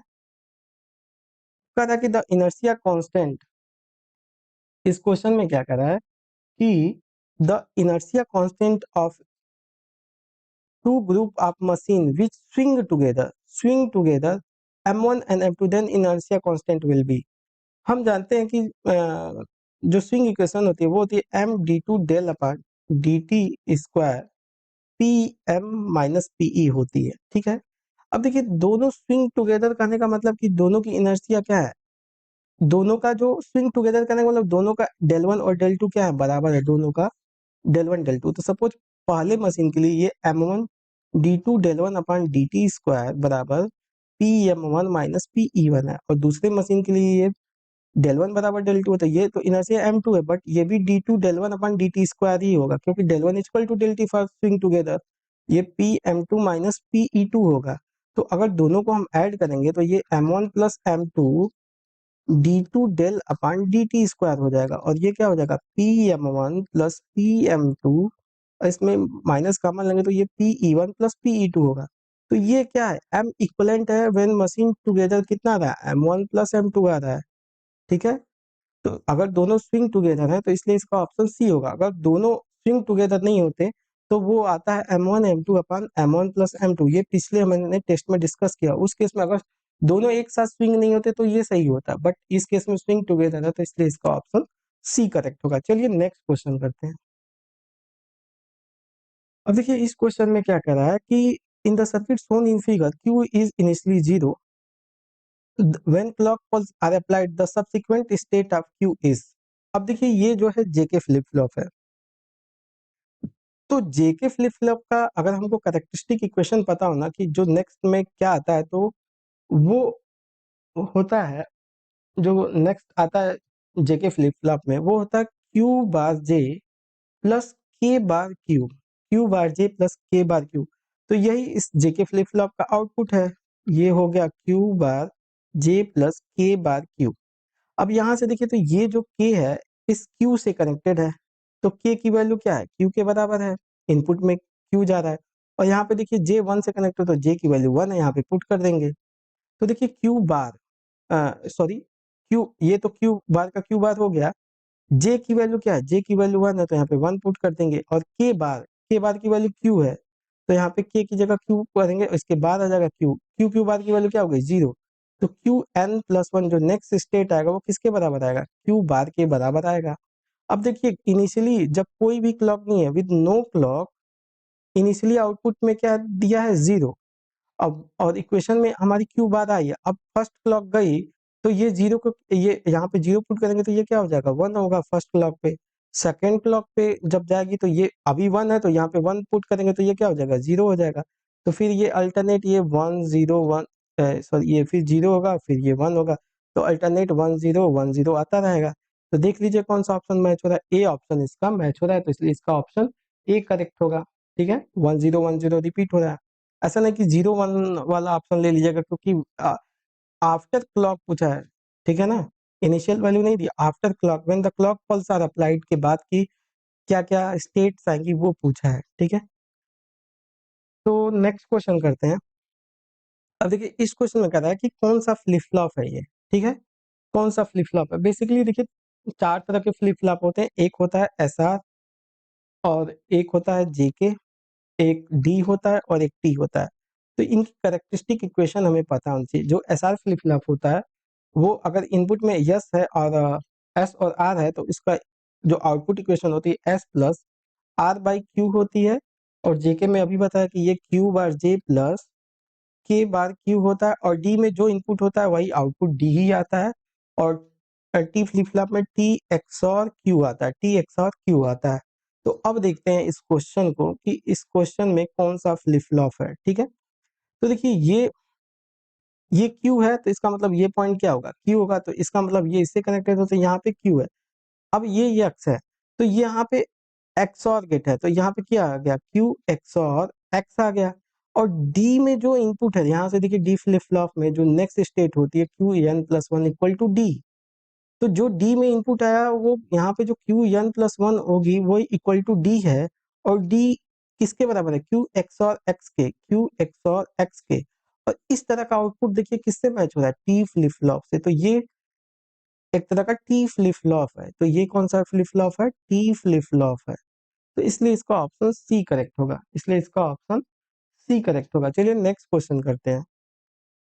अब देखिए कह रहा है कि the short circuit test is perform on a transformer with certain impressed voltage at rated frequency. कुछ वोल्टेज है और रेटेड फ्रीक्वेंसी पे शॉर्ट सर्किट टेस्ट परफॉर्म कर रहे हैं। If short circuit test is now performed with the same magnitude of the voltage, same है, V equal to, दोनों case में V कांस्टेंट है, but frequency higher than the rated frequency. अब पहले case में तो रेटेड थी, पहले केस में, बट अभी फ्रीक्वेंसी को बढ़ा दिया गया, greater than rated frequency. Then power factor और मैग्नीट्यूड ऑफ करंट पे क्या इफेक्ट पड़ेगा वो हमें बताना है। तो देखिए शॉर्ट सर्किट टेस्ट में जो शॉर्ट सर्किट करंट होती है वो होती है V S C upon Z equivalent. अब ये तो कांस्टेंट है, इसका मतलब जो शॉर्ट सर्किट करंट है वो inversely proportional to Z equivalent है। और ये क्या है, root over R square plus omega L square होगा, R square plus omega L square होगा। अब फ्रीक्वेंसी बढ़ाई जा रही है, फ्रीक्वेंसी बढ़ाने का मतलब है मॉड जेड आपका क्या हो गया, बढ़ गया। मॉड जेड बढ़ गया तो आईएससी क्या हो जाएगी, कम हो जाएगी। पावर फैक्टर क्या होता है, कॉस फाई बराबर आर बाई जेड। तो फ्रीक्वेंसी जब बढ़ा रहे हैं तो जेड बढ़ रहा है, तो पावर फैक्टर भी आपका क्या हो रहा है, कम हो रहा है। तो इसका मतलब शॉर्ट सर्किट करंट भी कम हो रही है और पावर फैक्टर भी कम हो रहा है। तो उस हिसाब से the magnitude of the current and power factor will both increase. Magnitude of the current decrease but power factor increase, ये भी नहीं होगा, ये भी नहीं होगा। Current increase but power factor decrease, ये भी नहीं होगा। Current and power factor both will decrease, D option इसका करेक्ट होगा। तो इसलिए इसका ऑप्शन आपका डी करेक्ट होगा, ठीक है। तो चलिए नेक्स्ट क्वेश्चन करते हैं। अब देखिए इस क्वेश्चन में क्या कहता है कि a three phase synchronous motor with constant excitation is driving a certain load, drawing electric power from infinite bus at leading power factor if sap load is decrease। sap load decrease का मतलब है, load decrease करने का मतलब है कि delta decrease करना। और ये सिंक्रोनस मोटर है विद कांस्टेंट एक्साइटेशन। ईएफ की वैल्यू क्या है आपकी, कांस्टेंट है, एक्साइटेशन आपकी कांस्टेंट है। और अभी ड्राइंग पावर फ्रॉम इनफाइनाइट बस एट लीडिंग पावर फैक्टर, और वो लीडिंग पावर फैक्टर पे काम कर रहा है सिंक्रोनस मोटर, ठीक है। तो कह रहा है कि अगर लोड डिक्रीज कर दे तो पावर एंगल और पावर फैक्टर पे क्या इफेक्ट पड़ेगा। देखिए अगर मैं इसको समझाना चाहूँ तो ये है V eight unity power factor. Suppose करिए करंट I1 है, तो जे आई ए वन एक्स वन, जे आई ए वन एक्सेस इधर आएगा और ये EF होगा, ठीक है। और जी ये लोकस है, ये कांस्टेंट पावर का लोकस है, और ये करंट का लोकस है। अभी लीडिंग पावर फैक्टर है, सपोज करिए ये आई ए वन इस वाले पावर फैक्टर पे काम कर रहा है। दैट मीन्स कि अगर हम इसको एक्सटेंड करेंगे तो ये आपका होगा जे आई ए वन एक्सेस, और ये आपका हो गया suppose E F one, E F one. अभी सपोज यूनिटी पावर फैक्टर पे ये जो एंगल है सपोज डेल 1 है, ये एंगल डेल 1 है। अब क्या करा है कि लोड को हमने इफ सेफ्ट लोड डिक्रीज मतलब डेल्टा को डिक्रीज किया, तो सपोज करिए कि डिक्रीज करके हमने ईएफ कांस्टेंट है, मतलब ईएफ को तो हमने कांस्टेंट रखा यहाँ पे, पर डेल्टा डिक्रीज होकर के क्या हो गया, डेल्टा 2 हो गया, डिक्रीज होकर पहले ये डेल्टा 1 था डेल्टा 2 हो गया। तो अभी देखिए ये जो करंट आएगी ये ऐसे आएगी, इसका मतलब अगर इसको हम ऊपर ले जाएं तो Ia2 यहाँ पे देखिए तो Ia2 यहाँ पे आएगा, ऐसे मिलेगा। तो ये एंगल थीटा 1 था, अभी ये थीटा 2 हो गया। तो theta 2 is power factor angle theta 2 is greater then theta 1, that means जो कॉस थीटा 2 होगा वो लेस देन कॉस थीटा 1 होगा, कॉस थीटा 1 होगा। इसका मतलब आपका पावर फैक्टर क्या हो रहा है, कम हो रहा है, डिक्रीज हो रहा है। और यहाँ से देखिए तो डेल्टा भी आपका जो लोड एंगल है वो डेल्टा 2 हो गया, दैट मीन्स लोड कम करने पर डेल्टा हमारा कम होता है, दैट मीन्स कि delta 2 is less than delta 1, delta 2 is less than delta 1। इसका मतलब डेल्टा भी क्या हो रहा है, डिक्रीज हो रहा है, लोड एंगल हमारा डिक्रीज हो रहा है और पावर फैक्टर भी क्या हो रहा है, डिक्रीज हो रहा है। तो यहाँ से देख लीजिए both power angle and power factor will decrease, तो इसलिए इसका ऑप्शन डी करेक्ट होगा। चलिए नेक्स्ट क्वेश्चन करते हैं। अब देखिए इस क्वेश्चन में क्या कह रहा है कि a synchronous generator connected to infinite bus, एक सिंक्रोनस जनरेटर है वो इनफाइनाइट बस से कनेक्टेड है, is supplying electric power eight unity power factor. तो ये यूनिटी पावर फैक्टर पे पावर सप्लाई कर रहा है इस बस को, एट यूनिटी पावर फैक्टर पे इस बस को सम पावर यहाँ से सप्लाई कर रहा है। If field if the field is increased then active और रिएक्टिव पावर पे क्या इफेक्ट होगा ये बताना है। तो देखिए जो एक्टिव पावर होती है वो होती है 3V into E F by X S sine delta, और रिएक्टिव पावर होती है,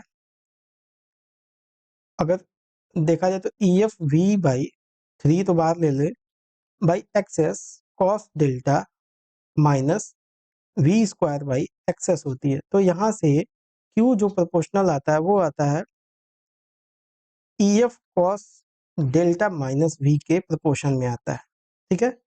तो अब देखिए मैं फेजर के थ्रू इसको बताने की कोशिश करता हूँ। तो यहाँ पे देखिए ये है आपका V, ये हमारा V है, अभी यूनिटी पावर फैक्टर पे है। तो सपोज करिए ये है आपका IA1 eight unity power factor, तो यहाँ से JIA1 X1 यहाँ पे आएगा, ये आपका हो गया JIA1 X1, JIA1 X1, ठीक, एक्सेस सॉरी। तो यहाँ से इसका रिजल्टेंट जो होगा ये होगा हमारा EF, ये होगा हमारा EF, ये होगा EF, और यहाँ से एंगल है सपोज करिए डेल्टा 0, ठीक है। यूनिटी पावर फैक्टर पे हमारे ये हो गया। अभी ये जो लाइन है ये कांस्टेंट पावर लाइन है, ये पावर लाइन है, ठीक है। क्यों कांस्टेंट पावर लाइन है, ये लोकस है पावर का, क्यों है, तो यहाँ पे देखिए तो ये EF को अगर इधर लाए तो ये EF cos delta x axis पे होगा और ये EF sin delta y axis पे होगा, EF sin delta y axis पे होगा। तो यहाँ पे देखिए जो P है प्रोपोर्शनल टू है EF sin डेल्टा, तो ये इसका लोकस हो गया P का, पावर का, ठीक है। अभी देखिए क्वेश्चन में क्या कह रहा है कि अगर फील्ड करंट को इंक्रीज करें, तो पहले अगर EF1 फील्ड थी इंक्रीज, अब देखिए अगर मैं इधर आऊंगा तो फील्ड हमारी डिक्रीज होती जाएगी, इधर हमारी ऐसे अगर आप जाएंगे तो फील्ड हमारी डिक्रीज होगी, फील्ड इंक्रीज कब होगी, जब हम इधर आएंगे। तो अब मैं फील्ड को क्या कर रहा हूँ, इंक्रीज कर रहा हूँ। तो सपोज करिए फील्ड को मैंने इंक्रीज करके EF2 कर दिया, यहाँ पे ये फील्ड हमारा इंक्रीज करके मैंने इसको मैं रेड कलर से यहाँ पे फिर से दिखा देता हूँ, ये हो गया EF2, ये फील्ड करंट हमारी क्या हो गई EF2, ठीक है, फील्ड करंट हमने बढ़ा दी। तो एक्टिव पावर और रिएक्टिव पावर पे क्या इफेक्ट होगा वो हमको बताना है। तो देखिए ये अगर ऐसे है तो इसका IA एक्सेस कैसे आएगा, ओवर एक्साइटेड जनरेटर है तो इसका IA एक्सेस ऐसा आएगा, ये क्या होगा, सपोज करंट IA2 हो गया और ये एक्सेस हो गया, तो इसको हम पीछे एक्सटेंड करेंगे तो इसका मतलब IA2 कहीं यहाँ पे आएगा, इसका मतलब ओवर एक्साइटेड जनरेटर तो लैगिंग पावर फैक्टर पे काम करता है, ये कंफर्म हो गया यहाँ से, ठीक है, उससे कोई मतलब नहीं है। बट यहाँ पे देखिए तो अभी ये EF1 और ये साइन डेल्टा नॉट था, पहले EF1 और डेल्टा नॉट था, साइन डेल्टा नॉट। अभी ये EF2 और ये इसका डेल्टा क्या हो गया, रिड्यूस हो गया, डेल्टा 1 हो गया, डेल्टा नॉट से कम हो गया। तो ये EF2 साइन डेल्टा 1, तो पावर तो यहाँ पे स्टिल कांस्टेंट है, बट रिएक्टिव पावर देखते हैं। तो रिएक्टिव पावर देखते हैं, पहले केस में देखिए रिएक्टिव पावर क्या होगी। तो ये EF1 था, EF1, तो यहाँ से यहाँ तक ये क्या है, इसको मैं कलर चेंज कर लेता हूँ।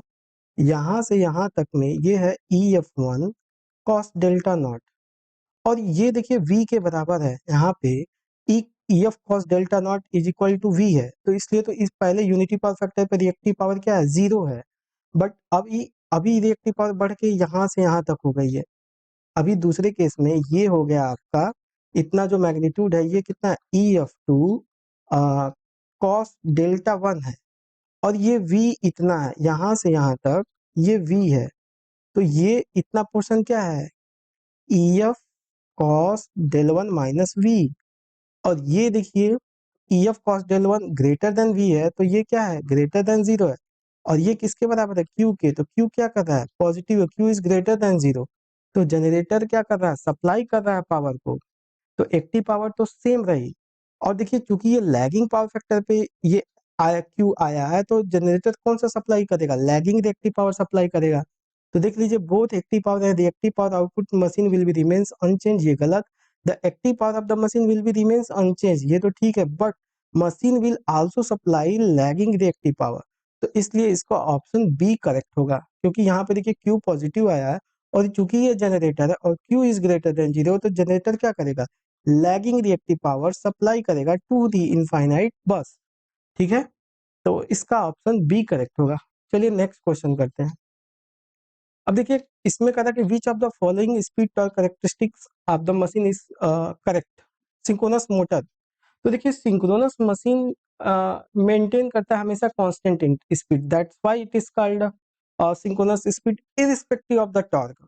किसी भी टॉर्क पे इसका जो स्पीड होता है वो हमेशा क्या होगा, मेंटेन होगा, irrespective of any value of torque. इसकी स्पीड हमेशा मेंटेन रहेगी एट ns पे ही, तो इसलिए इसका ऑप्शन जो होगा ए करेक्ट होगा। इसलिए इसका ऑप्शन ए करेक्ट होगा, हमेशा किसी भी टॉर्क पे इसकी स्पीड क्या रहेगी, किसी भी टारगेट पे इसकी स्पीड क्या रहेगी, कांस्टेंट रहेगी। ठीक है, तो इसलिए ए ऑप्शन इसका करेक्ट होगा। चलिए नेक्स्ट क्वेश्चन करते हैं। अब देखिए capacitance of three core cable of any two conductor with sheath in earth is 2, then capacitance of per phase. देखिए क्या कह रहा है कि किसी भी दो केबल के बीच में, ठीक है, ये देखिए ये थ्री कोर बेल्टेड केबल है, ये कंडक्टर्स है 1 2 3 3 कोर, और ये शीथ है और जिसका कैपेसिटेंस सीएस है, और ये कंडक्टर के कैपेसिटेंस सीसी है। कह रहा है कि शीथ को अर्थ किए हैं और इनके दो कंडक्टर के बीच में कैपेसिटेंस जो दिया हुआ है यहाँ पे क्वेश्चन में 2 माइक्रोफैरड दिया है। ठीक है, इसका मतलब ये लाइन कैपेसिटेंस है 2 माइक्रोफैरड। तो हमसे फेज कैपेसिटेंस कितना होगा, तो या तो सीधा फार्मूला याद कर लीजिए कि जो लाइन कैपेसिटेंस होता है वो फेज कैपेसिटेंस बाई 2 होता है। हमको सीपीएच बताना है, सीपीएच बराबर क्या हो जाएगा, 2 इंटू लाइन कैपेसिटेंस, तो 2 इंटू 2 माइक्रोफैरड, तो इसलिए इसका ऑप्शन 4 माइक्रोफैरड होगा। इसका 4 ऑप्शन 4 माइक्रो फैरड होगा, इसलिए इसका ऑप्शन बी करेक्ट होगा, 4 माइक्रोफैरड। अगर आप ये समझना चाहते हैं तो मैं इसको भी बता सकता हूँ। देखिए यहाँ पे अगर हम इसको इस डेल्टा को स्टार में कन्वर्ट करें, तो ये देखिए ये ग्राउंडेड है, ठीक है, तो ये CS है, फिर ये पॉइंट 1 है, और यहाँ से इसको स्टार में कन्वर्ट करेंगे तो ये 3cc हो जाएगा। सिमिलरली यहाँ से ये भी 3cc हो जाएगा, और ये पॉइंट 2 है, फिर यहाँ से CS है, फिर ये भी आपका हो जाएगा 3cc, और फिर ये पॉइंट आपका है 3, और ये आपका हो गया CS, और ये सब ग्राउंडेड है, ये ग्राउंडेड है, ये ग्राउंडेड है। तो यहाँ से आप देखें तो ये न्यूट्रल है, ठीक है, और ये आपका ये क्या हो गया, फेज हो गया, तो CPH की वैल्यू यहाँ से क्या आ गई, CS प्लस 3cc आ गई, 3cc। अब हमको लाइन का कैपेसिटेंस बताना है, मतलब कि 1 और कोई भी एक ले लीजिए 1 और 3 के बीच का, बट इसमें कंडीशन क्या रखा है कि विद शीथ इज अर्थड, मतलब ये वाला इसको ले करके ये जो कैपेसिटेंस है इसको इससे कनेक्टेड कर दिया है, ये वाला कैपेसिटेंस इस अर्थ से कनेक्ट कर दिया है, ये वाला कैपेसिटेंस क्या हो गया, ये वाला CS अर्थ से इससे ऐसे कनेक्टेड हो गया, ठीक है। तो अगर इसको हम सिंप्लीफाई करें तो ये देखिए, अगर हम इस डायग्राम से देखें यहाँ पे, तो ये इससे अर्थ हो गया, तो इसको यहाँ पे मैं बनाता हूँ, तो ये देखिए 1 वाला कंडक्टर है और ये आपका 3 वाला है, इनके बीच में जो कैपेसिटेंस है वो CC है, और यहाँ पे एक आप अर्थ वाला पॉइंट ले लीजिए, ठीक है, अर्थ वाला पॉइंट ले लीजिए। तो देखिए 1 और इस अर्थ के बीच में ये CS कनेक्टेड है, ये CS हो गया, ठीक है। फिर देखिए 3 और अर्थ के बीच में भी, 3 और अर्थ के बीच में एक CS कनेक्टेड है, यहाँ पे भी CS कनेक्ट कर दिया, ठीक है, यहाँ पे भी CS हो गया। अब ये देखिए तो 3 और अब देखिए 2 वाला अर्थ, 2 वाला भी अर्थ हो गया, तो 3 और 2 के बीच में भी एक CC है, ये CC हो गया, और 1 और 2 के बीच में भी एक CC है, तो ये CC हो गया। तो ये दोनों मिलके CS प्लस CC बनाए, CS प्लस CC, ये दोनों मिलके भी CS प्लस CC बनाएंगे, और ये दोनों CS प्लस CC, तो इसका मैं फिर से इसको सिंप्लीफाई करूं, तो ये CC है, ये 1 हो गया, ये 3 हो गया, तो इधर में आ, इसके पैरेलल में कितना आ जाएगा, ये CS प्लस CC और CS प्लस CC दोनों एक दूसरे के सीरीज में होंगे, तो इसलिए ये CS प्लस CC बाई 2 हो जाएगा। तो यहाँ से लाइन कैपेसिटेंस यहाँ से निकाल सकते हैं, इसको मैं थोड़ा छोटा कर लेता हूँ, तो यहाँ से C लाइन कितना हो जाएगा, 1 एंड 3, तो CC plus CS plus CC by 2 हो गया, तो ये 2CC plus CS plus CC हो गया, तो यहाँ से देखिए ना कितना आ गया, 2CC प्लस CC कितना हो गया, 3CC प्लस CS हो गया, C लाइन। और यहाँ से देखिए तो CPS की वैल्यू क्या है, यहाँ से देखिए तो CPS की वैल्यू है CS प्लस 3CC, ठीक है।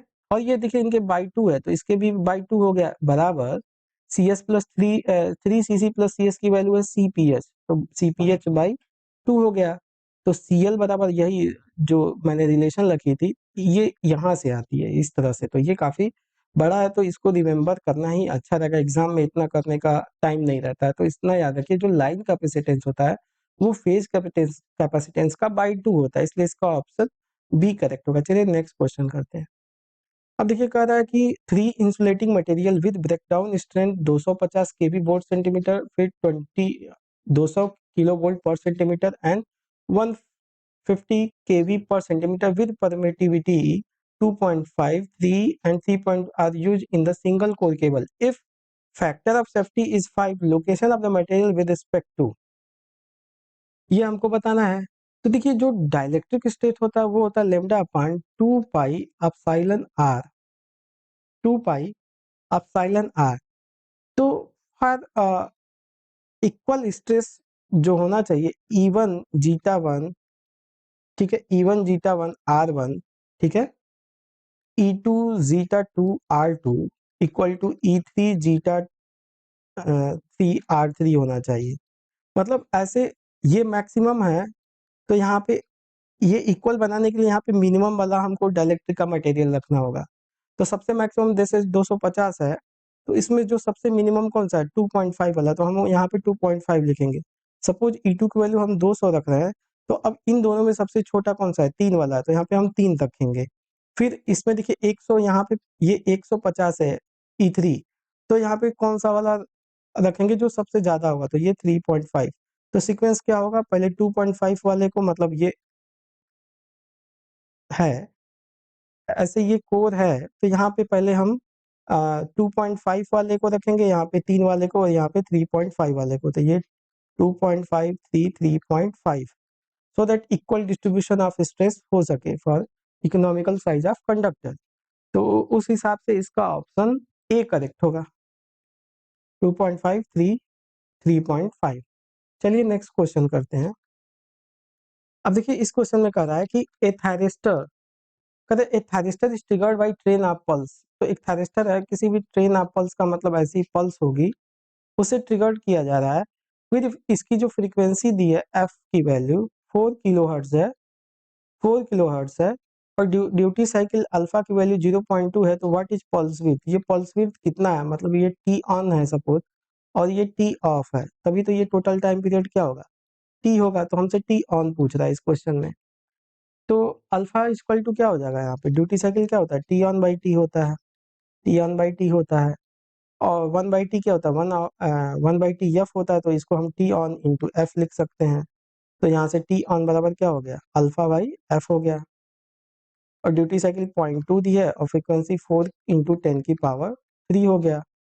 तो यहाँ से कितना आ जाएगा, 0.2 × 10⁻³ तो यहाँ से इसको पॉइंट को हटाए तो ये 10⁻⁴ हो जाएगा, और ये 0.5 × 10⁻⁻⁴ हो गया। या हम इसको अगर 10 यहाँ से देखिए 10⁻⁻3, ठीक है, और ये देखिए तो ये 0.5 1/2, तो ये 0.05 होगा ना यहाँ से, क्योंकि ये 0.4 हुआ, 0.5 हुआ, ठीक है। तो इसको हम ये भी तो लिख सकते हैं, 5 × 10⁻⁵ लिख सकते हैं, ठीक है। तो इसको आंसर हमको माइक्रो में देना है, तो अगर हम 10 का मल्टीप्लाई करें और 10 का डिवाइड करें तो ये 50 हो जाएगा, और इंटू 10⁻⁶ का मतलब माइक्रो सेकेंड, तो ये कितना आ जाएगा, 50 माइक्रो सेकेंड। इसलिए इसका ऑप्शन ए करेक्ट होगा। चलिए नेक्स्ट क्वेश्चन करते हैं। इस क्वेश्चन में क्या कर रहा है कि देखिए, single phase half wave converter with free wheeling diode is driving A separately excited DC motor eight 900 RPM. तो एक हाफ वेव रेक्टिफायर है विद फ्री व्हीलिंग डायोड, ठीक है, ये एक सेपरेटली एक्साइटेड यहाँ पे मोटर लगी है इसके आउटपुट पे, ठीक है, आउटपुट पे सेपरेटली एक्साइटेड मोटर। तो वो जो मोटर है वो 900 आरपीएम पे रोटेट हो रहा है, पहले में दिया है, and achieved 60 and it is achieved at alpha equal to 60, मतलब जब थायरिस्टर की फायरिंग एंगल 60 डिग्री रखी गई तो ये वाला स्पीड हमको अचीव किया। द सेम मोटर, यही सेम मोटर को करा कि अगर हम single phase semi converter with same firing angle करें तो मोटर की स्पीड कितनी होगी, ठीक है। तो अगर सेमी कन्वर्टर पे करते हैं तो हमको N2 की वैल्यू बतानी है कि कितनी स्पीड हुई होगी। तो देखिए हाफ वेव रेक्टिफायर का जो एवरेज आउटपुट, देखिए डीसी मोटर है तो हमको आउटपुट क्या चाहिए, डीसी चाहिए, आउटपुट वोल्टेज डीसी चाहिए, तो इसका एवरेज आउटपुट वोल्टेज होता है आपका Vm अपान 2 पाई 1 plus cos alpha, 1 plus cos alpha. तो यहाँ से कितना आ जाएगा, Vm by 2 pi 1 plus alpha की वैल्यू है cos 60, तो ये cos 60 कितना हो जाएगा, 1/2, 1/2 प्लस 1 3/2।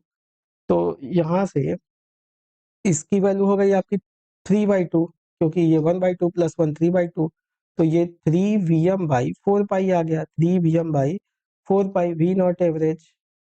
और देखिए ये जो मोटर, जैसे मोटर है तो ये ईबी होता है, अगर हम इसके आरए को निग्लेक्ट करें तो यहाँ पे जो रेक्टिफायर का आउटपुट आया वो किसके बराबर होगा, ईबी के, और ईबी इज प्रोपोर्शनल टू, हम जानते हैं एन इज प्रोपोर्शनल टू ईबी/5। स्पीड किसके प्रोपोर्शनल हो जाएगा, इसी के प्रोपोर्शनल, ये है N1, और N1 की वैल्यू कितनी है, 900, ठीक है। तो ये आपका इक्वेशन 1 हो गया। अभी देखिए,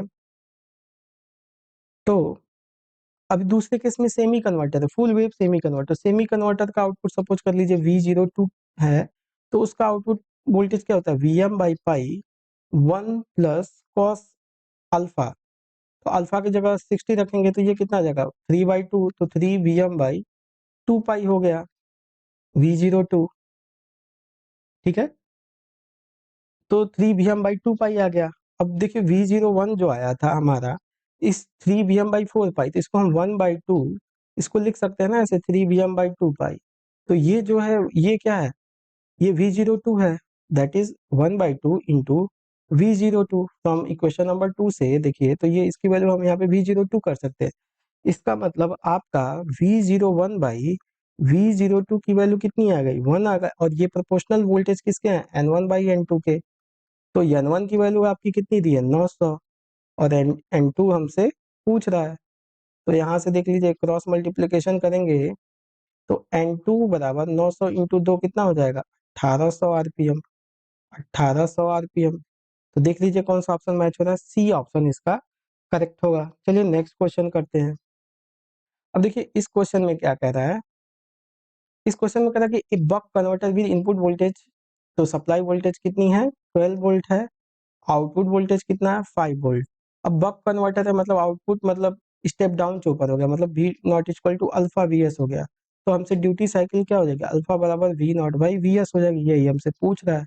तो आउटपुट वोल्टेज 5 है, इनपुट वोल्टेज 12 है, तो 5/12 है, ऑप्शन फ्रैक्शन में ही दिया, तो इसलिए इसका ऑप्शन ए करेक्ट हो जाएगा, इसका ऑप्शन ए करेक्ट हो जाएगा। चलिए नेक्स्ट क्वेश्चन करते हैं। कहा कि when a thyristor gate is turned on, gate drive should not be removed till turn off the SCR, may or may not be removed, should be removed in order to avoid the increasing the loss of the junction। देखिए thyristor की जो characteristics होती है ये होती है, देखिए जब तक थारिस्टर फॉरवर्ड ब्लॉकिंग मोड में है ये इतना पे है, लेकिन जैसे ही थारिस्टर में देखिए ये थारिस्टर है, तो जब तक हम यहाँ पे V anode to cathode supply देते हैं तो वो फॉरवर्ड ब्लॉकिंग मोड में होता है। जैसे ये गेट टर्मिनल को हम ट्रिगर देते हैं और ट्रिगरिंग देते हैं तो तीनों जंक्शन ये इसके जंक्शन फॉरवर्ड बायस में होते हैं और ऐसे ही थारिस्टर कंडक्ट करना स्टार्ट कर देता है। That means when latching current is greater then holding current, thyristor start conducting. अब वंस एक बार थारिस्टर ऑन हो गया तो अब गेट पे पल्स रहे चाहे न रहे, थारिस्टर हमेशा ही ऑन रहेगा। तो हम सप्लाई कंटिन्यूअस क्यों दे, एक बार हमने ऑन कर दिया, अब गेट पल्स हटा देंगे। अगर गेट पल्स को हम डायरेक्ट लगाए रखेंगे तो उसके जंक्शन पे क्या होगा, टेम्परेचर हीटिंग इफेक्ट बढ़ने लगेंगे। तो इसलिए गेट पल्स को क्या करना चाहिए, हटा लेना चाहिए after once the thyristor become on in order to avoid the junction losses. तो इसलिए इसका ऑप्शन क्या होना चाहिए, डी शुड बी, जो टर्न ऑफ करने गेट ड्राइव को क्या करना चाहिए, should be remove in order to avoid the increasing the losses higher junction temperature. तो इसलिए इसका ऑप्शन डी करेक्ट होगा। चलिए नेक्स्ट क्वेश्चन करते हैं। अब देखिए इस क्वेश्चन में क्या कर रहा है कि the minimum width of the gate pulse required properly to turn on the thyristor or SCR, इसको कितना पल्स हम दें, कितना मिनिमम टी कितना दें सो दैट ये थारिस्टर ऑन हो जाए। तो मान लीजिए मैंने टी ऑन टाइप का पल्स दिया और उस पर ये ऑन हो गया। अब ये जैसे ही ऑन होगा तो पूरा का पूरा वोल्टेज ये VL के क्रॉस आ जाएगा, ये 100 वोल्ट इसके क्रॉस आ जाएगा ना। हम जानते हैं VL बराबर LdI/dt, ठीक है। तो VL के क्रॉस वोल्टेज कितना है 100, L की वैल्यू है 0.2, I की वैल्यू 2 मिली एम्पियर दी है, 2 इंटू 10⁻³ और यही पल्स हमको निकालनी है ऑन वाली, टी ऑन वही मिनिमम टाइम हो गया। तो यहाँ से टी ऑन की वैल्यू कितनी हो जाएगी 0.4 इंटू 10⁻³ बटे ये 100 नीचे आएगा, इसको हम 10⁻² लिखेंगे। इसको हम लिख देंगे 4 इंटू 10 ये इधर एक माइनस चला गया तो 4 हो गया, इंटू ये ऊपर चला गया 10⁻³ तो ये कितना आ गया 10⁻6, तो 4 माइक्रो सेकेंड आ गया। तो उस हिसाब से इसका ऑप्शन डी करेक्ट होगा। चलिए नेक्स्ट क्वेश्चन करते हैं। अब देखिए कह रहा है कि consider the single line diagram shown in figure if the base voltage is selected on generator terminal as a 10। कहता कि अगर हम यहाँ पे 10 kV को बेस कंसिडर करें तो base voltage on transmission line, ये आपकी लाइन है, तो यहाँ पे कितना वोल्टेज आएगा V न्यू। अभी देखिए करंटली इस लाइन के साइड में वोल्टेज 132 kV है, बट अगर हम यहाँ पे बेस वोल्टेज 10 kV कंसिडर करें तो कितना आएगा ये हमसे पूछ रहा है। तो देखिए जब इनपुट में वोल्टेज 11 था तो ये कितने में लाइन वोल्टेज दे रहा है 11 kV, एक एक नियम लगा दीजिए, 11 kV जब इनपुट पे था तो लाइन पे वोल्टेज कितनी मिल रही है 132 kV, 132 kV। तो जब 1 kV इनपुट में देंगे तो कितना आ जाएगा वोल्टेज 132/11 kV। तो हम अब कितना न्यू बेस वोल्टेज दे रहे हैं 10 kV, तो जब 10 kV देंगे तो कितना आ जाएगा, तो 10 इंटू 132/11 kV।